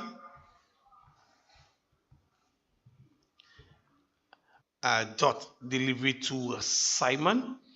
Another dot, pressure mounting, asking rate is 12 now. He goes inside and out towards a deep extra cover, and the ball will get to the fielder on the bounce, and it comes through for 1. A lot of risk involved in that shot for just a single, Tonya Simon, but they're looking to hit the boundaries, Greg Wilson, and losing the shape, probably looking to overhit the ball as well. The batsmen at the wicket, both Kester and Tonya Simon, feeling the scoreboard pressure. A lot of it is on them now, and that is really putting them in a spot where they're losing the shape, losing the form. Yes, their focus is really to clear the boundaries, and we see in the process, as you say, they lose their shape, they lose their timing, which is important. Antoine to Charlemagne. Charlemagne is playing this one to deep cover. They come through for 1. The second one is on. The return comes in. It's a high return to the keeper, and they are able to complete the second run. They should be more focused on batting, taking it deep, Greg Wilson, just taking it close, and then setting yourself up for the launch at the back end of the innings. They've lost wickets and do so on a regular basis. So right now, this partnership is critical between Simon and Charlemagne. Charlemagne is getting a delivery outside of some, looking to cut, not making any contact, going through to the wicketkeeper. This one was challenging that trump line there of Greg Wilson, but a good take nevertheless from Nitram. Antoine into Charlemagne again, looking for the slug sweep, not making any contact yet again, and pressure mounting, asking rate gone, heading towards 13. This last delivery from Alex Antoine, it was a very slow delivery, so certainly very in his pace. This time he makes contact, looking for the slog sweep. He finds it, and he finds the maximum as well. Kester Charlemagne, he will need quite a number of those if he can get the Lions out of the den tonight. Yes, certainly a good shot there by Kester Charlemagne, really stepping across the off stump and really heaving this one over the mid-wicket region there. Certainly taking a bit of revenge. He certainly had gone for quite a bit of tap for the evening. He bowled what? 2 overs for 50 odd runs. 2 overs for 53. So certainly he would want to effect some of those punishment that was dished out to him. He definitely want to pay back, really, and he's looking to do so. And with that last delivery, hitting it for 6, he goes on to 12 from 6, a strike rate of 200. Simon is on 9 from 9, a strike rate of 100, as we see Kimani Sexius. Kimani Sexius will take up the attack from the players' pavilion end, and he will be bowling to Tonya Simon. He's getting a delivery that is down the leg side, brushing the pad, I suspect, and a good take there from Stephen Nitram, dot the ball to start proceedings for Kimani Melius. Is bang on target, really. I thought that Tonya Simon could have done a lot more with that delivery, but with a short fine leg in operation in Zai Antoine. Sexius, and he's pulled straight to short mid wicket. Tonya Simon, and Sexius has really made a dent with a short lifting delivery. Simon never in control, pulls straight to mid wicket, takes a good catch, but timing his jump to perfection and takes a good catch here. Yeah, it looks like Valerian Gabriel who took that catch, but this last delivery there by Sexius short, and it got big on Tonya Simon looking to dispatch this one over the mid wicket, but just hitting it to in the area of the fielder at the mid wicket, and as it did indicate, timing his jump to perfection and made it look relatively easy in the end. So definitely they definitely are taking a break, and at this stage the City Blasters would be the happy of the two teams. Much more excited, the City Blasters. They are in complete control. They have tamed the lion here at the Darren Sammy cricket ground. The lion is really can't move. Legs are chained, neck chained. Even the tail is in the shackles as well for the lion. So really under some serious pressure here. And we will take a break as the umpires have called for the strategic timeout as well. US Polo Association is having a massive sale at both locations at the Castries and Baywalk Mall. 30 to 70% off. That's right, 30 to 70% off. Men's, ladies, and kids apparel. Now is your chance to get your favorite outfits at fantastic savings. 30 to 70% off. And it's all happening at both locations, Castries and the Baywalk Mall. US Polo Association would like to thank our loyal customers for the years of support. Don't forget, 30 to 70% off. Sale starts Wednesday, October 11th. Since 1963, our mandate has been to serve people. You know, farming people, fishing people, teaching people, police people, Choiseul people, Soufrière and all their people, no matter where they are. And our people are here, ready to serve with a smile, professionalism, and flexibility. If all that makes you think we're your kind of people, then we're ready to help you. Choiseul Cooperative Credit Union. We make lives better. Join us today. Telephone 459-3100 or 459-3119.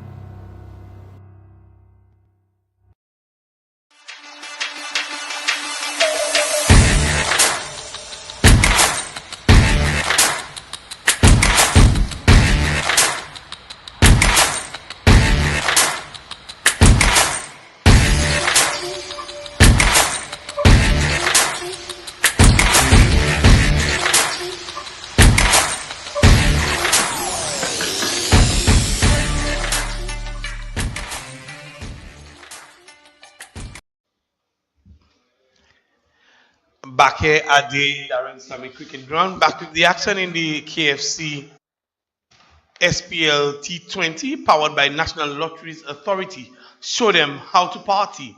We're in match day 4. This is match number 8. The Achilles holding Castries City Blasters taking on the South Castries Cricket Association South Castries Lions, and Kimani Sexius will continue. Just to get a look at the new batter in the crease. Is the right-hander looking to pull, and Dylan John is giving chase. This time he pulls it well inside. Is that Dylan John? It's not Dylan John. Dexter Solomon? It's a Dexter Solomon. 2 runs to the Malcolm Monrose.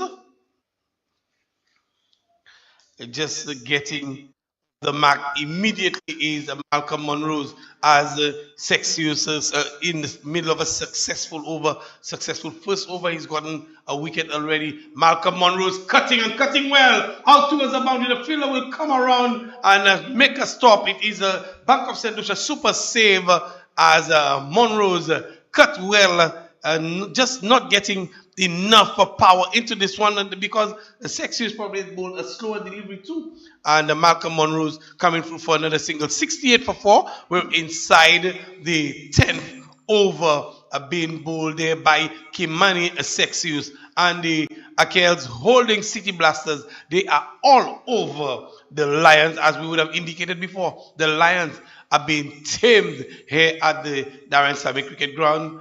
Sexius into Charlemagne, who plays this one back down the track for the bowler to field in his follow through. And again, another good over in the making there by Kimani Sexius. Pressure mounting as the asking rate heads towards 13 runs and over for the South Castries Cricket Association Lions. Sexius comes in to complete the over. High! Has the elevation. Does it have the distance? It doesn't. And he spilled it. Dylan John has spilled it. He never looked comfortable under this one. Is Dylan John. There was a lot of height on it. And they come through for 2. And Sexius is livid as we complete the 10th over. 10 overs being bowled at 70 for 4. The South Castries Lions. And Sexius bowling his first over 70 for 4. And we will hear some comments from Greg Woodson, and it will be Claudius Emmanuel. Yes, the South Castries line continuing to struggle out there at the halfway stage, just 70 runs. And after 10 overs, the City Blasters, they would have been 111 for 2. So certainly a long way away from where the Blasters would have been. And last delivery there, an opportunity for a second wicket for Kimani Sexius in the over, but Dylan John never got a hand to it, Claudius Emmanuel. Indeed. Good night to you, Greg, once again. So 12.8 is the requirement from here on in. 128 runs more required as we see the start of over number 11. Big drive being filled there, on full there by Monroe's. All outside the line of the off stump, not making contact. So Solomon, the wise man, continuing. In fact, this is his first spell actually. Number 14, as he moves in, bowls to Monroe's. Monroe's is playing that in the air and caught at that wide mid-off position. It was a very wide delivery, and Monroe's was almost on knee on the right foot as he played that, but he didn't get hold of it. It went airborne, and the fielder on the edge of the circle, John L. Eugene, Dane Edward, correction, backpedaling and taking an easy catch in the end. So the 5th wicket going down for the South Castries Lions as Malcolm Monroe's goes, caught Edward, Bull Solomon for 3. It's now 5 for 70. Claudius Emmanuel, it looks like the Lions, they are really been tamed this evening, and they're really going nowhere. So could continue. The Blasters continuing to press home the advantage, and they continue to keep that stranglehold on the South Castries Lions. It looks like Joshua Mann will be joining Kester Charlemagne at the crease. Really and truly, it looks like a really daunting task there for the South Castries Lions. Yes, the required rate, if you look at that's the statistic, it is 13.24. So Man, the left-hander, will trying to see what contribution he can make to the South Castries Lions total. But as we've been saying, it is a big, almost impossible requirement now, because they have just not approached it in a very clever way, you'd have to say, because we're very slow with the power play or within the power play, and they've now lost wickets steadily. 5 of them back in the pavilion as Solomon will move into Joshua Mann to this delivery. Mann is beaten outside off stump, and he's got a little smile on the face, maybe outfoxed by a pace-off delivery here.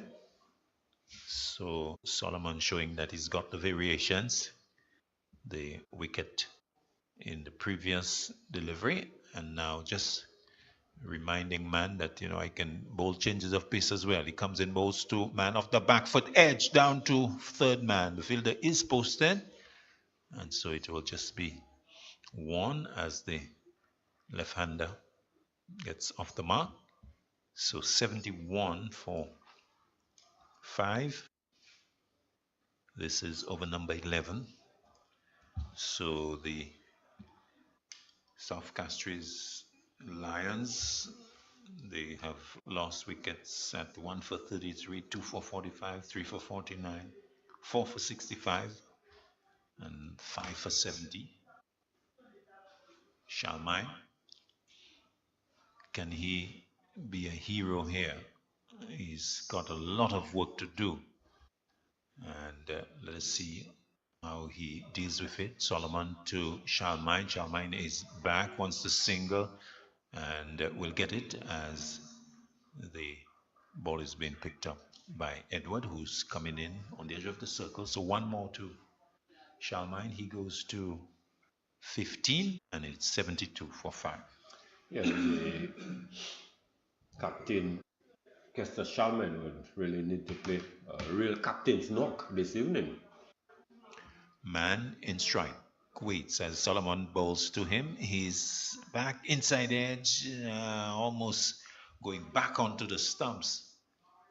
Or maybe from the reaction of the fielders, perhaps it did hit the stumps but didn't break the base, Greg Wilson. Yes, interestingly,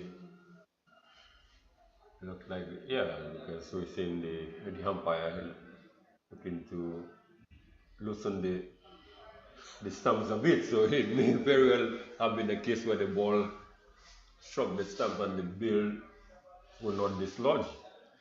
But the end of a very good over there for Dexter Solomon. 2 runs considered and picking up a crucial wicket. Remember last evening I told you Dexter Solomon is the man with a golden arm. He usually picks up a wicket in his first 2 overs thereabouts.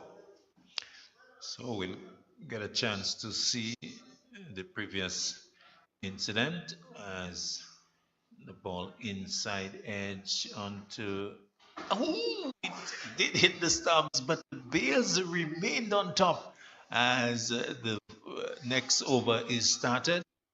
And it's going to be a case of 2 being taken as Shalmine is coming back. So he goes to 17 with the couple, 74 for 5.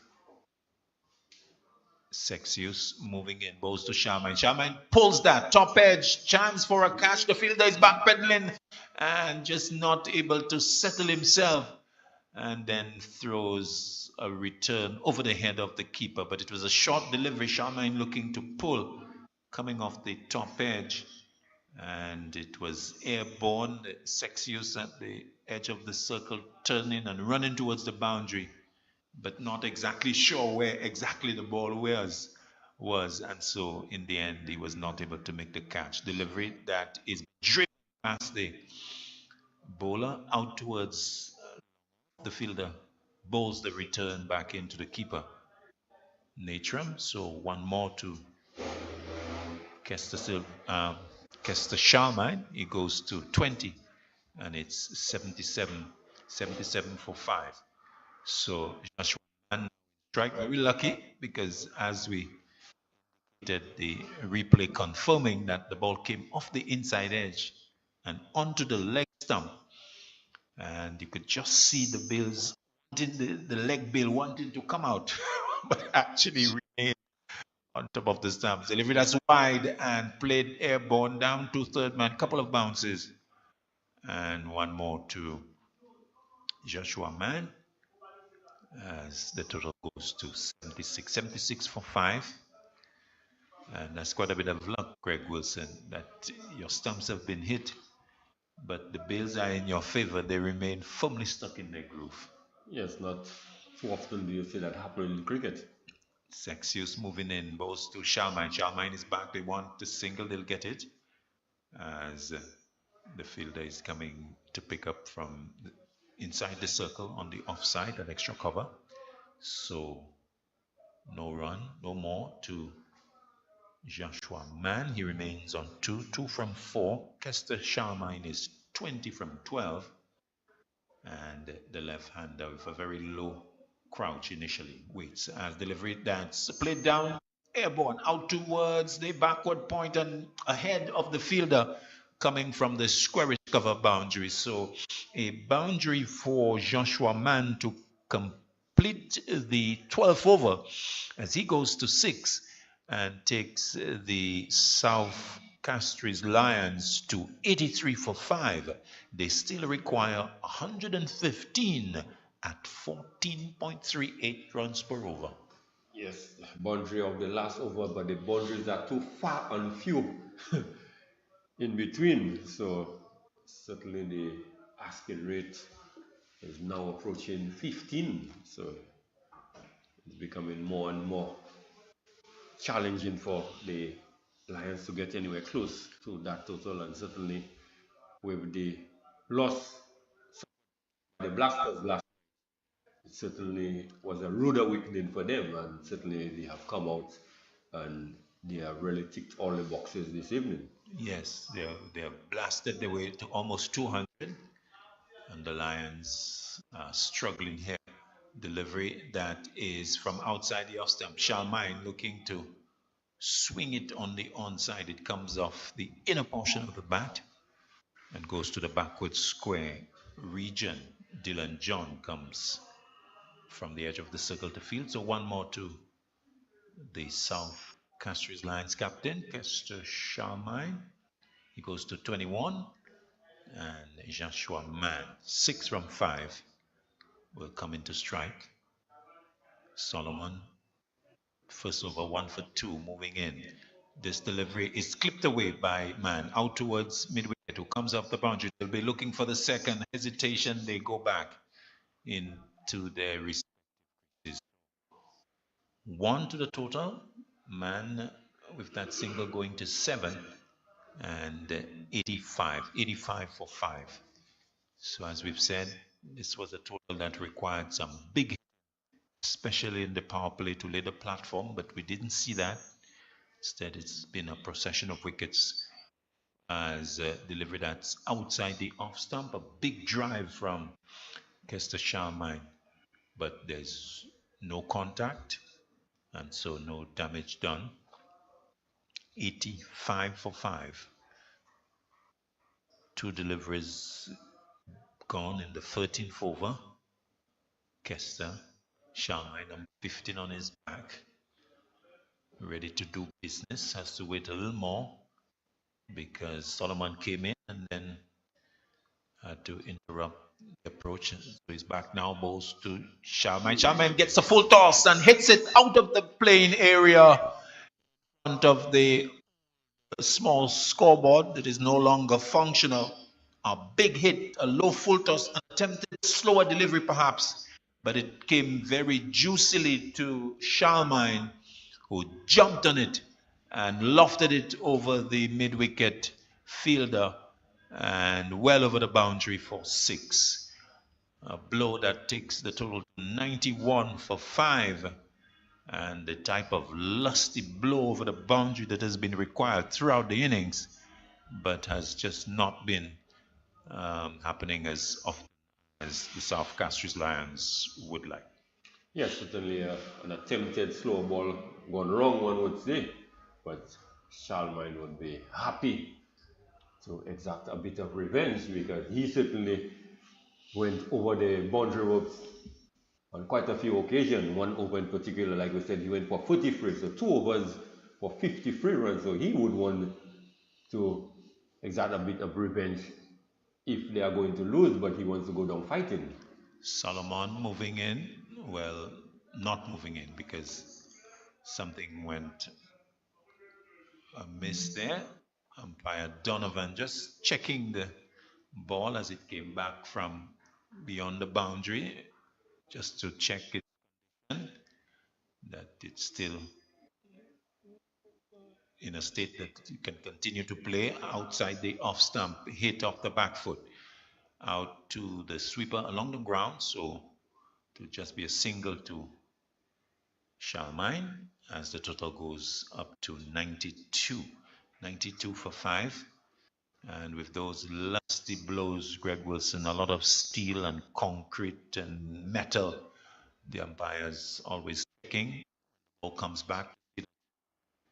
The thread burst or there are big gashes in it. Delivery that is looking to slop. Reverse hit. Dive attempt is not taken. Good diving catch. Eugene on the edge of the boundary. In fact, on the edge of the inner circle.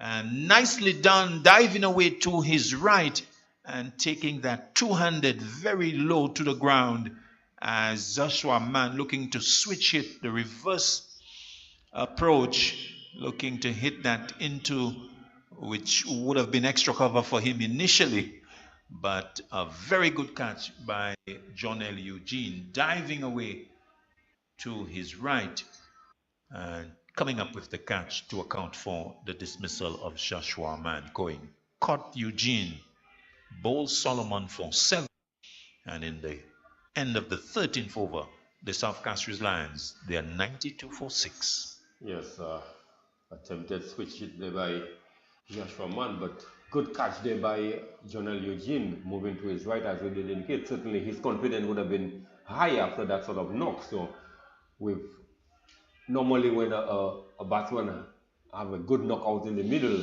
it tends to carry that same sort of energy out in the field with him. And certainly they are on top and they are remaining on top, really pressing home the advantage. Very much so. So runs, and then I guess you feel happy about life, and so you're confident. Eli Box to start over number 14 as the new batsman has come in.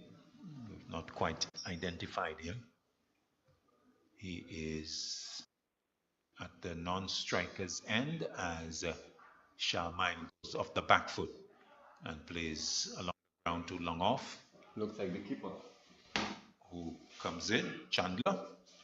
64. So number 64, Chandler, is the new batter who will now take strike. He's a left-hander and he will wait on Jaden Elibox over number 14.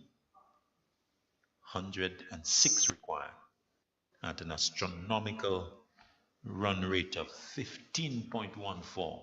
We can maybe even forget this particular statistic as Eli Box bowls to Chandler off the back foot, will get off the mark as he punches into the offside square. The man from the point region comes across, and Dane Edward. So one more to the total, goes to 94 for 6. Eli Box moving in, goes to Charlemagne. Charlemagne is turning it, but knocked down by the man on the edge of the circle. That's the backward square leg. Dexter Solomon getting the body in the way and then completing the fielding, keeping the batsman down to 1. A single that takes the South Castries Lions captain to 30 and brings Chandler back in strike. Delivery to Chandler that is pulled out towards mid-wicket. It's a good sliding save by the fielder coming from backward square leg on the boundary. Antoine, very sprightly, very enterprising, good energy still as we come towards the conclusion of this game.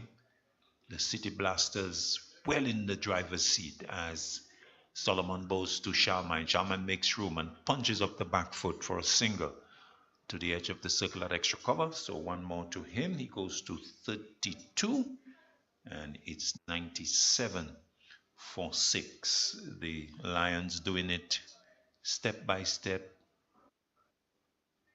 one by one, and very slow indeed. A big drive from Chandler will bring him a single to the edge of the circle at third man as the 14th over is completed. So at the end of it, it is 96 for 6. The South Castries Lions still a long way away, over 100 runs left. Certainly, Claudius, would I be correct in saying that past in the tournament, this is the most lopsided match that we have had so far?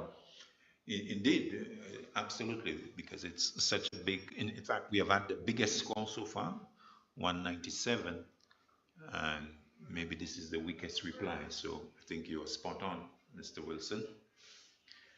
Over number 15, now to be started by Solomon. He's going to be bowling to Chandler as he moves in now, bowls to him, it's wide, and umpire Donovan agrees and gets himself a little exercise as he turns to the scorers to indicate one more to the Castries South Lions total. So 99 now for 6. Solomon wanting to maybe bring a conclusion to this quickly, comes in, bowls to Chandler. Chandler looking to go big, but not making contact, looking to play a lusty blow perhaps in the region of long on. The fielder is posted on the boundary. There's also long off, extra cover, squarish cover, deep cover, short backward square, square leg, deep mid wicket, also third man. Solomon moving in, bowls to Chandler. Chandler to this delivery is driving down to third man. The fielder will come across to his left and will fire in the left-handed return in. Dylan John. Dylan John doing good work on this occasion. He's not always done good work, but on this occasion equal to the tasks.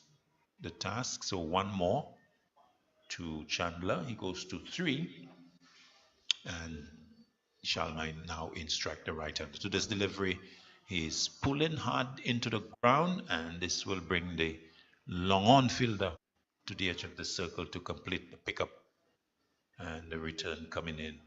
One more to Charlemagne. He goes to 33, 101 now, so the 100 would have come up earlier in the over, and they are going very, very slow indeed. This is the 15th over, and the 100 only now coming up. Solomon moving in, bowls to Chandler. Chandler is tugging that out towards the onside, towards square leg. The fielder from mid-wicket is quickly onto it and releases nicely to keep the batsman down to just a single. So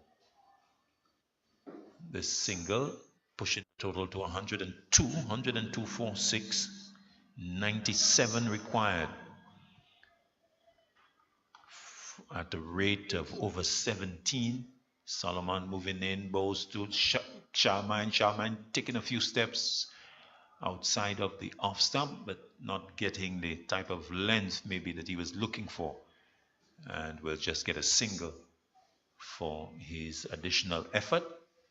So one more to him. He goes to 34. The total 103 for 6. Chandler, the left-hander, coming in to strike. Solomon moving in, bowls to Chandler. Chandler back, turns it nicely, but straight to the deep mid-wicket fielder. So he will have to settle for the single as the over comes to an end. So at the end of it, the 15th of the innings, Kester Charlemagne is 34 from 22. Chandler 6 from 7. The South Castries Lions, they are a long way from the target. They need 94 at an impossible required rate of 18.83. Let's have Greg Wilson to ponder on that required rate, and then somehow Mr. Cliver's Jules will combine with Greg to manufacture those possibilities for South Castries Lions. Yes, it's just a bit of humor there, really, but it's a very daunting task there for the South Castries Lions. The inning really have not gone in the trajectory that they would have wanted. very slow going. And the very same stage, like was after 15, the City Blasters, they would have been 152 for the loss of 5 wickets. Yes, the Lions have been tamed in the den as we see Dylan John coming back, and this one comes off the outer edge. The keeper getting a hand to it, and the third man fielder Dean Edward will come around and make the final stop. Just one more to the total, 105 now. Chandler going to a 7. And Charlemagne comes in to strike. Let us see what Kester Charlemagne can do. Needing now 19 runs to the over. And basically, Greg, it's as good as over for the South Castries Lions. They will be going down. It looks like they are well on their way to going down for the third time. It's the third game, and they are well on their way to going down. As Dylan John comes in, Kester Charlemagne looking to rump this one over the keeper, not making any contact, and it goes through to the same Natram, and another dot ball with the asking rate now going to astronomical proportions here for the South Castries Lions. And they'll be very disappointed again with their performance tonight. But I just thought that strategically they got it wrong from the onset. And here again, the approach to the chase did not really live up to expectations. Again, Dylan John has found his range. This one is outside of stump, and he is generating a good head of steam. Dylan John, he's under no pressure. Clearly, Dylan John cannot operate under pressure in this over. Yesterday we saw him not being able to defend 10, and today on the back end of the innings he's coming through and bowling with pace and accuracy as well. Dylan John moves in to bowl to Charlemagne, who's trying everything. Again, can't make any contact. Is Kester Charlemagne. Every dot delivery is golden. The asking rate continue to climb in leaps and bounds as it goes through to 21.46 required after this delivery. 15.4 overs bowled, 105 for 6. Kester Charlemagne, he is the lone ranger in this battle, the lone lion really roaring here. He's on 34 from 25 with 1-4 and 2 sixes as John moves in to bowl to Charlemagne. This time he makes contact into the cover region. The sweeper comes off the boundary and make the save. And it's a Bank of St. Lucia save on the boundary. And they just get 1 for their troubles. Kester Charlemagne goes up by 1 to bring Jalen Chandler, the wicket keeper batsman, into strike. He's on 7 from 8, a strike rate of 87.50. He will need a lot more than that. They need to be hitting 12 and 13 every delivery now, Greg Wilson, which is almost an impossibility. As Dylan John comes to look to finish his spell well, his ball 3.1, and Chandler is looking to run. It gets a edge out towards the short fine leg, and they come through for the single, and it's a single to end the over. Dylan John completes a wonderful spell today. 4 overs, no middles, none for 22. A very economical spell from him, only 5.5 to the over. Dylan John. So he really was instrumental in applying the pressure. Greg Wilson, he started things out and he's finished well. An over like this yesterday would have won the game for his team. Definitely an over like that would have won it.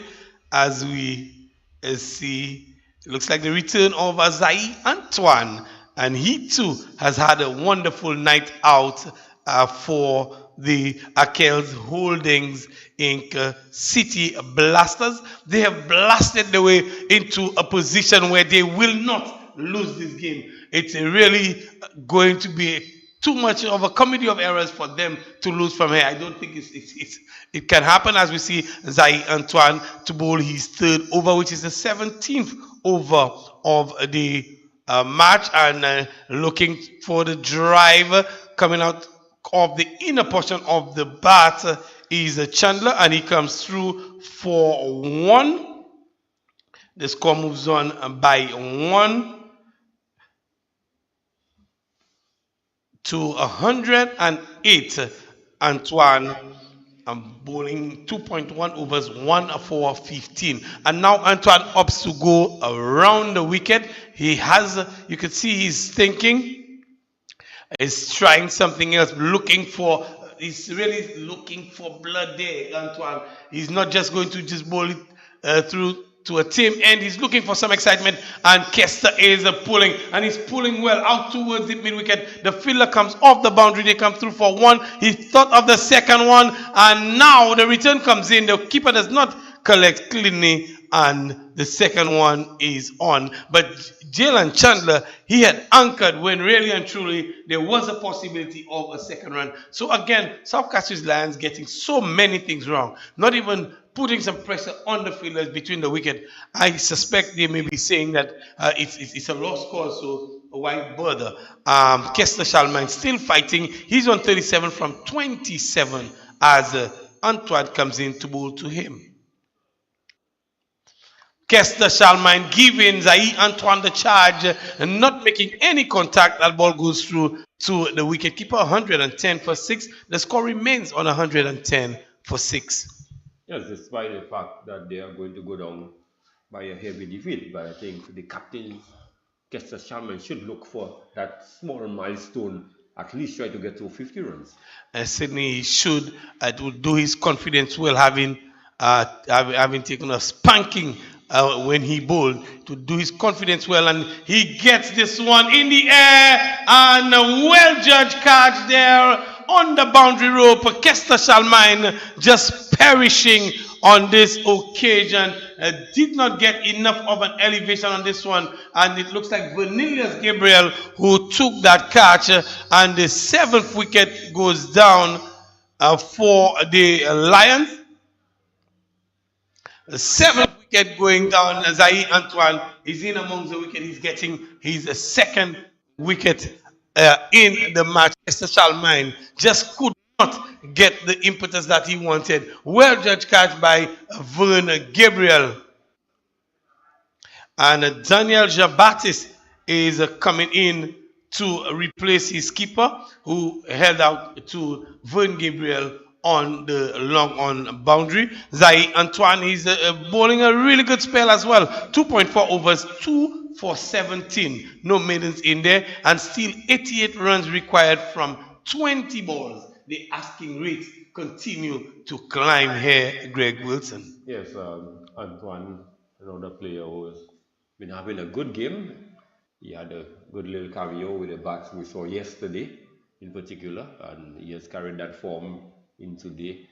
And also he's doing well with the ball, and in the field we've seen he's one of the light wires for the City Blasters.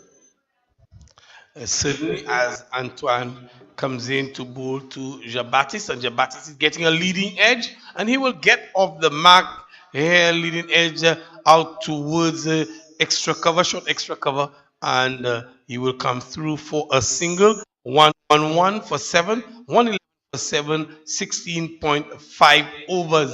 Really, the South Castries staring down the barrel, as you would say, Greg. It looks in the air. And the keeper settles under it, and it is it's a catch. It's a catch. It's so, there's no emotion in this one there, Greg Woodson. I am thinking that there was a call there. Excellent. There's really nothing doing, and Daniel Jabatis, he departs as well, caught by the wicketkeeper Natram. Of the bowling of Sexius. Again, the Lions are really, I'm not sure if they're still alive at this point in time, Greg. I don't, to me, this is more than taming a lion. this is really slaughtering the lion. Yes. How often do you see a wicket has fallen and you see absolutely no reaction? Nothing doing. I thought this wicket did not go down. To be honest, Greg Wilson, it's as if everything has gone out of this encounter. It's as if the Lions themselves they're laying on the ground lifeless already. So there's no general reaction from the slayers of the lion. Certainly, I think the only thing missing is the white flag.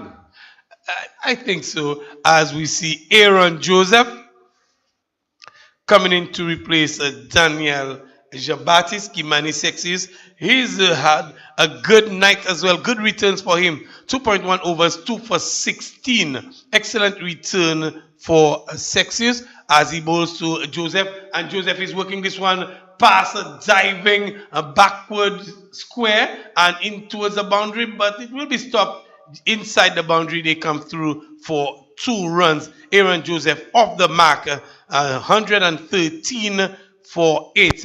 A very heavy defeat in the making for the South Castries Lions. 16 balls remaining and some 85 runs adrift. What's the asking rate like? The asking rate is 31.8 per over. If Kester is bowling, they can probably still make it. I don't think Kester would appreciate that statement. Certainly not. But this evening he was very, very expensive. Yes, 2 overs for 53 runs. Very expensive. As Kimani Sexius comes in with a dot delivery to Aaron Joseph, the left-hander. Aaron Joseph has shown his intentions. He probably should just look to bat it out as the Sexius comes in. This one is in the air. A shot. Extra cover takes it, and another one bites the dust. Short extra cover in the person of Jaden Liebox. Jaden Liebox takes this one. Another one bites the dust. Really and truly, the procession has started for the Lions, and Aaron Joseph just surrendering his wicket to Kimani Sexius, whose figures are looking very, very good at this point, Greg. Yes, certainly good effort with the ball by Kimani Sexius, and one was a good effort on the ball, generally by all the City Blaster bowlers. And like I said earlier on, Dylan Jones certainly setting the tone for this evening, and the rest of the bowlers have followed suit. And it will be McLean Sylvester, the last wicket. So now Sexius he gets an opportunity to take 4 wickets. And the last pair at the crease now, McLean Sylvester is coming in to replace Aaron Joseph. 113 for 9. Still 85 runs adrift. 14 balls remaining in this encounter. Kimani Sexius, is he going to give us an early evening, Greg? With this delivery, he is getting set to bowl to Sylvester, and the fine leg is asked to come in the circle. Third man goes out in Vernon Gabriel. We have a backward point in there. There's an extra cover. A fine leg is square leg, just a bit behind square as Sexius comes into Sylvester, and Sylvester is swinging this one to square leg, and the fielder comes in. There is no run, and just one more delivery in the over. 113 for 9. Chandler is on a 9 from 11. McLean Sylvester, who's just joined him, is yet to get off the mark as Sexius comes with the last delivery of the over. Hoiked away out towards mid wicket. It will land a shot of the fielder coming in. It's Alex Antoine, and they come through for a single. So the 18th over is completed. 114 for 9. 114 for 9. A very good over. And of course, just 1 wicket away from victory, the Akels holding City Blasters. Yeah, I think definitely the City Blasters would want to wrap up the inning chance to bowl out the Lions and register a massive victory towards the end of the tournament. Clivers, you never know in the back end if the run rate would come into play. So certainly this would really serve their cause well if at the end they tied on points and where run rate would count for whom perhaps would qualify for semi-finals. It's definitely a good assessment of the situation, Greg. And we see McLean Sylvester giving off the hard cap and just going bareheaded to face Jaden Elibox, who has bowled 3 overs, no maidens, none for 15. A good showing for him outside of stump, and they ask the question, and he's given him edge through to the wicket keeper, and what a way to finish it. Jaden Elibox gets his first wicket, and he gets the final wicket for the City Blasters, and they have won an emphatic, convincing victory here tonight. They've completely tamed the Lion. They slaughtered the Lion in the process as well. A good victory for the Akels Holding City Blasters. Yes, certainly a good comprehensive victory there by the City Blasters. Certainly they lost last night to the Miko Eagles. They would have wanted to come back and put a much better performance. And certainly they did with the bat, getting 197. And then with the ball, they were very clinical. The catching, the fielding, was a lot of energy showed out in the middle. It looked like they really wanted that win. But the South Castries Lions, on the other hand, really played poor cricket this evening. The bowling really was not good. The outfielding and with the batting, we saw certainly there was no really purpose when they went out to bat from the onset with the opening pair. Bolton Sayers and Jamal James really did not get the inning off to the sort of start that would have been required to overhaul that total of 198 for victory. Definitely so, and the City Blasters registering a convincing victory. And just to take a quick run through the City Blasters, Bolton Sayers gone quarter 6 years of the bowling of Antoine for 11. James bowled Alex Antoine for 17. Tonya Simon caught Gabriel bowls of bowling of 6 years for 9. Xavier Gabriel caught Caleb Thomas of the bowling of Alex Antoine for 4. Kester Charlemagne 37 caught Gabriel of Zai Antoine, and Malcolm Monroe's caught Dean Edward of Dexter Solomon for 3.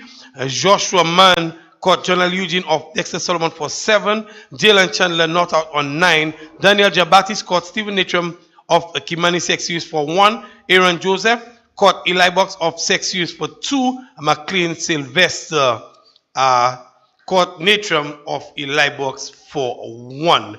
Dylan John 4 overs, no maidens, none for 22. Jaden Eli Box 3.1 overs, no maidens, 1 for 15. Zai Antoine 3 overs, no maidens, 2 for 18. Alex Antoine 2 overs, no maidens, 2 for 22. Kimani Sexius 3 overs, no maidens, 3 for 19. And Dexter Solomon 3 overs, no maidens, 2 for 17. Excellent returns from the Achilles Holding City Blasters.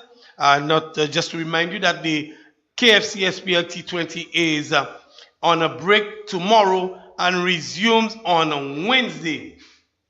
Resumes on Wednesday at the Grosile playing field with the Sale Grosile Knights playing against the...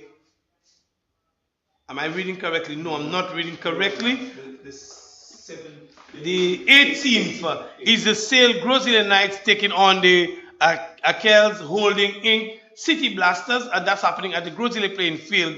And of course on Thursday at the Grosile playing field also the Super Stumpers taking on the Monrepo Credit Union Monrepo Pioneers. So this is it from us here, and as on behalf of the entire commentary team, Greg Wilson, of course Claudius Emmanuel, myself, Clivers Jules, and the production team of GVD, I'd like to say good evening, have a pleasant one, and we'll see you on Wednesday for more action in the KFC SPLT20. US Polo Association is having a massive sale at both locations at the Castries and Baywalk Mall. 30 to 70% off. That's right, 30 to 70% off. Men's, ladies, and kids apparel. Now is your chance to get your favorite outfits at fantastic savings. 30 to 70% off. And it's all happening at both locations, Castries and the Baywalk Mall. US Polo Association would like to thank our loyal customers for the years of support. Don't forget, 30 to 70% off. Sale starts Wednesday, October 11th. Since 1963, our mandate has been to serve people. You know, farming people, fishing people, teaching people, police people, Choiseul people, Soufriere and all their people, no matter where they are. And our people are here, ready to serve with a smile, professionalism and flexibility. If all that makes you think we're your kind of people, then we're ready to help you. Choiseul Cooperative Credit Union. We make lives better. Join us today. Telephone 459-3100 or 459-3119.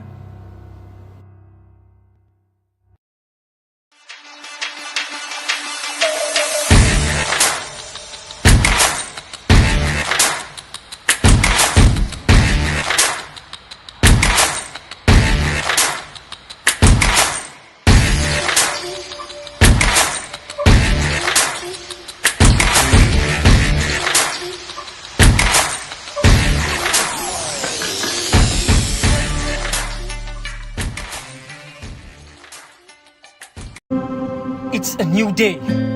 A day we've been waiting for our whole lives. This is the beginning of something that we thought was impossible. We've put in the work to get to this moment. To work together as a team. And trust me, they know that Choiseul is on the rise. What they don't know is that we are just getting started. Choiseul Cooperative Credit Union. Call us today at 459-3119 or 459-3100. At Great Vision Designs, we value our customers and provide cutting-edge customer service. Great Vision Designs specializes in television broadcasting and live streaming of funerals, sports events, weddings, meetings, shows, and more. Call us today at 722-6542 or 726-9914 or follow us on Facebook and YouTube. Great Vision Designs, coverage you can count on.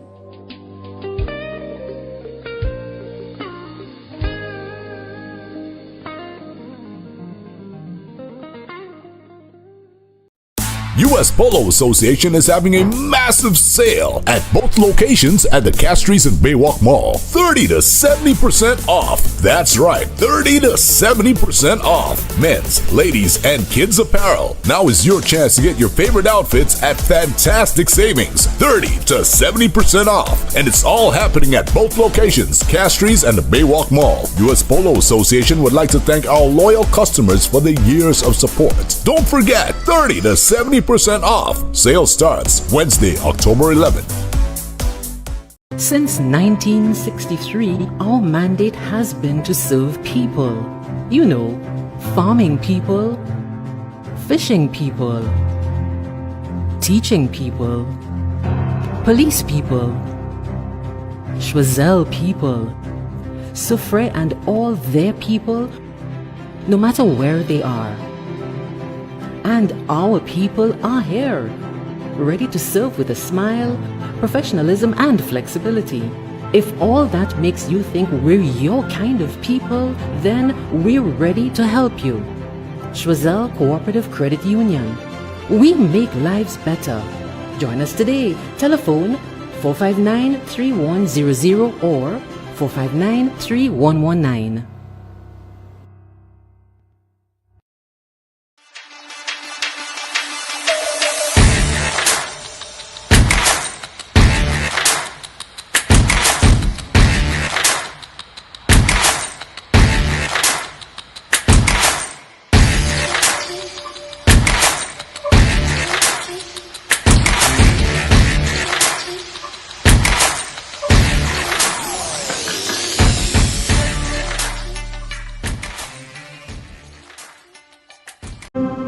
It's a new day.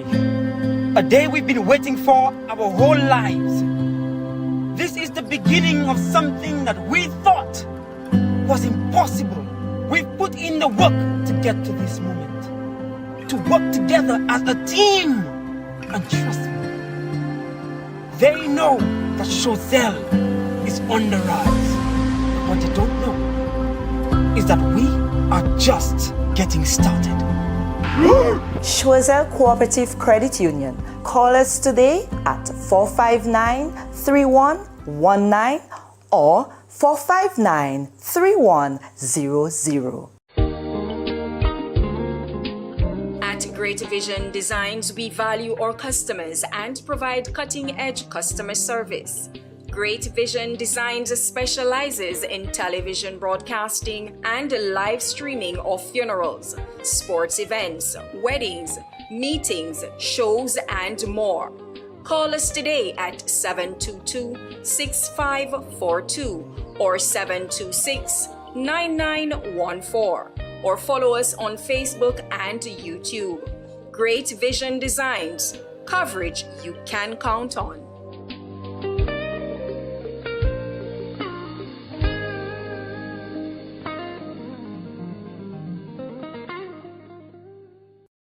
US Polo Association is having a massive sale at both locations at the Castries and Baywalk Mall. 30 to 70% off. That's right, 30 to 70% off. Men's, ladies, and kids apparel. Now is your chance to get your favorite outfits at fantastic savings. 30 to 70% off. And it's all happening at both locations, Castries and the Baywalk Mall. US Polo Association would like to thank our loyal customers for the years of support. Don't forget, 30 to 70% off. Sale starts Wednesday, October 11th. Since 1963, our mandate has been to serve people. You know, farming people, fishing people, teaching people, police people, Choiseul people, Soufrière and all their people, no matter where they are. And our people are here, ready to serve with a smile, professionalism, and flexibility. If all that makes you think we're your kind of people, then we're ready to help you. Choiseul Cooperative Credit Union. We make lives better. Join us today. Telephone 459-3100 or 459-3119.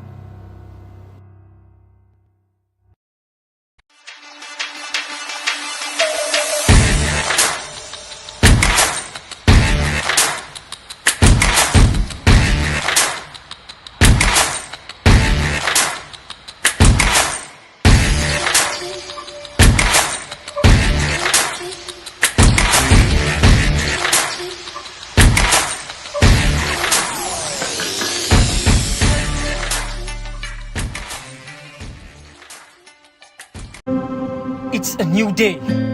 A day we've been waiting for our whole lives. This is the beginning of something that we thought. Thank you so much for joining us. And of course, this is the final, well, it's day 4. Night 4, and of course the match is over. And of course, congratulations to City Blasters for coming through with a spectacular game tonight. But we're going to be talking to Mr. Kester Charlemagne from the South Castries Lions, and of course he's going to tell us of his experience in tonight's game. First and foremost, let me just congratulate the City Blasters because they were the better team on the evening. We were outplayed in, I would say, most departments of the game, but let me not take it for granted. Let me just say congratulations to my players as well, you know, for the support throughout the competition. It didn't turn out the way we wanted it to, you know, us not winning a game. That's not what we hoped for or aimed for, but let me just say hats off to them, and it's not the end of the road because it's a very young team, and then I just want to say keep your heads up and let's move on as a team. All right, that's right. The experience is definitely something that you need to move on and be much better next time around. So what were the highlights of this evening? What really piqued your interest? What really got you going tonight? I like to stick to the positives. I would say coming in, Bolton, he didn't play the last 2 games and he bowled really well. The spinners, they pegged back the batsmen. And batting-wise, I'd say I played good enough, just not good enough to get my team over the line. So I'm a bit disappointed. But apart from that, credit must be given to the opposition. They outplayed us tonight. Okay, wonderful. And of course, your experience in this year's KFC SPLT20, how do you feel overall? Disappointed, to be honest, and that's just about it. Yeah. Okay. Well, I guess we got to work on that disappointment for the next time around for sure. But of course... Oh, I was just saying leave before you leave. Well, thank you so much for speaking with us, Kester Shalman, captain of the South Castries Lions. Really had a tough time tonight, but you know it was a good game overall. So good game, guys. Thank you. Well done. All right. So go stretch out, go rest, big up yourself. So right now we have the winner. We have the captain of the winning team tonight, City Blasters. Boy, last night was a treat. I thought they were going to blast off last night, but it looks like the official blast off was tonight. So, Cap, how are you feeling about blasting off tonight, literally? I feel really good about it. For me, it was just a continuation of yesterday. We just could not close it off yesterday. But the team is still positive. The guys kept their heads up and we came out and gave out a good performance today. Wonderful. All right. So, what are the highlights? What really got you into the game tonight? Firstly, it was the start from Dane Edward. Got us off to a really good start. He got 50 odd and then John L came and just batted right through the innings, got a half century himself and a few guys chipped in along the way. Wonderful. So that was a great team effort. And like I said, last night you set the bar and tonight you raised it even higher. So definitely City Blasters a team to look out for in the series. So how you feel overall and moving forward in the game? I feel really good. We'll not take anything for granted. From now on we have to win every single game we play. So we play each game as a final. And we come hard every game. Wonderful. And he said it, and that's exactly what goes on the scoreboard whenever they are on the field. Really setting the bar high and bringing it even higher for the series thus far. So congratulations, Cap. Thank you. All right. So right about now, we're going to introduce the man of the match. And of course, he is no other than Mr. John L. Eugene. So we're going to present him with the award.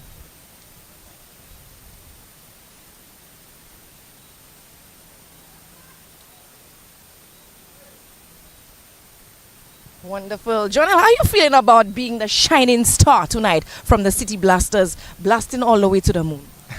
I mean, like, it's always a good feeling once you could contribute to your team, but I must say hats off to my other teammates, especially Dean and Stephen at the top, who give us the momentum. My role coming was just to rotate the ball around and then just wait to the last over. But hats off to the Lions as well, you know, they fought well, you know. But unfortunately, we were the better team. So from last night, setting the bar, and then tonight just destroying it. How you feel about that? It's always good, you know. Once our guys could catch the momentum going in, because we need that momentum moving into the next round. So I believe our guys, we know what to do, and all those who didn't perform well, expect a good performance next game. So definitely, it's always a good feeling. Right, so City Blasters definitely the one to beat because they have their game on correctly. What are the highlights? What did you enjoy tonight, which brought you to this right here? I would probably say, you know, just my positivity going into the game, you know, and just helping my team win. Wonderful. All right. So looking forward to seeing more of you guys throughout the rest of the series, and of course, congratulations for tonight. Thank you very much. Wonderful. All right. So the winner. Okay, all right. So the winner of our question earlier on, the prize winner, winning themselves a ticket to a game of their choice in the remaining games in the series is Dana Kwame. All right, Dana Kwame. I'm just getting the information right here. Dana Kwame. All right, wonderful. So, Kwame, all right. I stand corrected. I apologize. So, Kwame Dana of Boseju, you are tonight's winner of the question, which was who will be the man of the match for tonight's game. You sent your prediction to the number, and of course, you were correct, and you won yourself a ticket to a game of your choice. So, congratulations. And of course, thank you to our viewers for viewing into GBTV and of course being part of the live action. It is the KFC SPLT20, most definitely brought to you by KFC, the National Lotteries Authority, Bank of St. Lucia, Nagico, Computer and Business Services, Flow, and Scott's Sports and Awards. So this is the end of day 4, night 4. And of course, hey, luckily tomorrow we have a break to breathe and to sleep. And then Wednesday we're back at it again in Grizzly. So thank you so much for keeping it tuned in. And of course, enjoy the rest as the KFC SPLT20 continues. It's a new day. A day we've been waiting for our whole lives. This is the beginning of something that we thought was impossible. We've put in the work to get to this moment. To work together as a team and trust. They know that Chosel is under us. What they don't know is that we are just getting started. Chosel Cooperative Credit Union. Call us today at 459-3119 or 459-3100. US Polo Association is having a massive sale at both locations at the Castries and Baywalk Mall. 30 to 70% off. That's right, 30 to 70% off. Men's, ladies, and kids apparel. Now is your chance to get your favorite outfits at fantastic savings. 30 to 70% off. And it's all happening at both locations, Castries and the Baywalk Mall. US Polo Association would like to thank our loyal customers for the years of support. Don't forget, 30 to 70% off. Sale starts Wednesday, October 11th.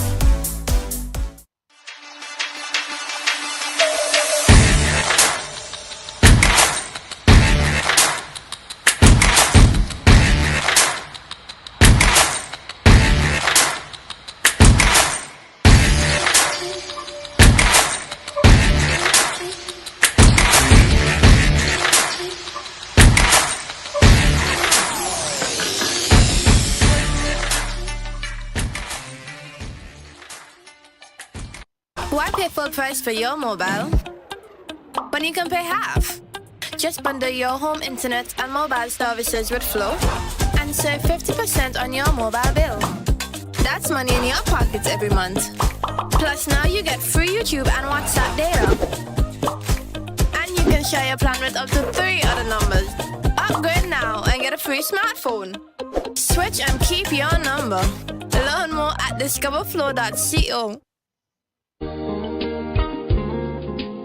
At Great Vision Designs, we value our customers and provide cutting-edge customer service.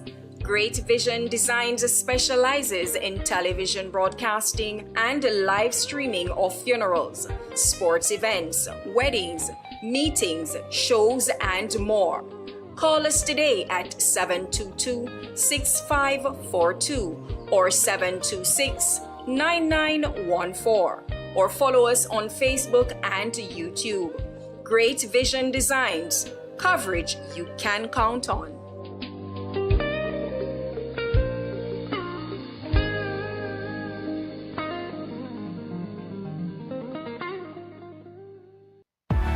This is your giant step.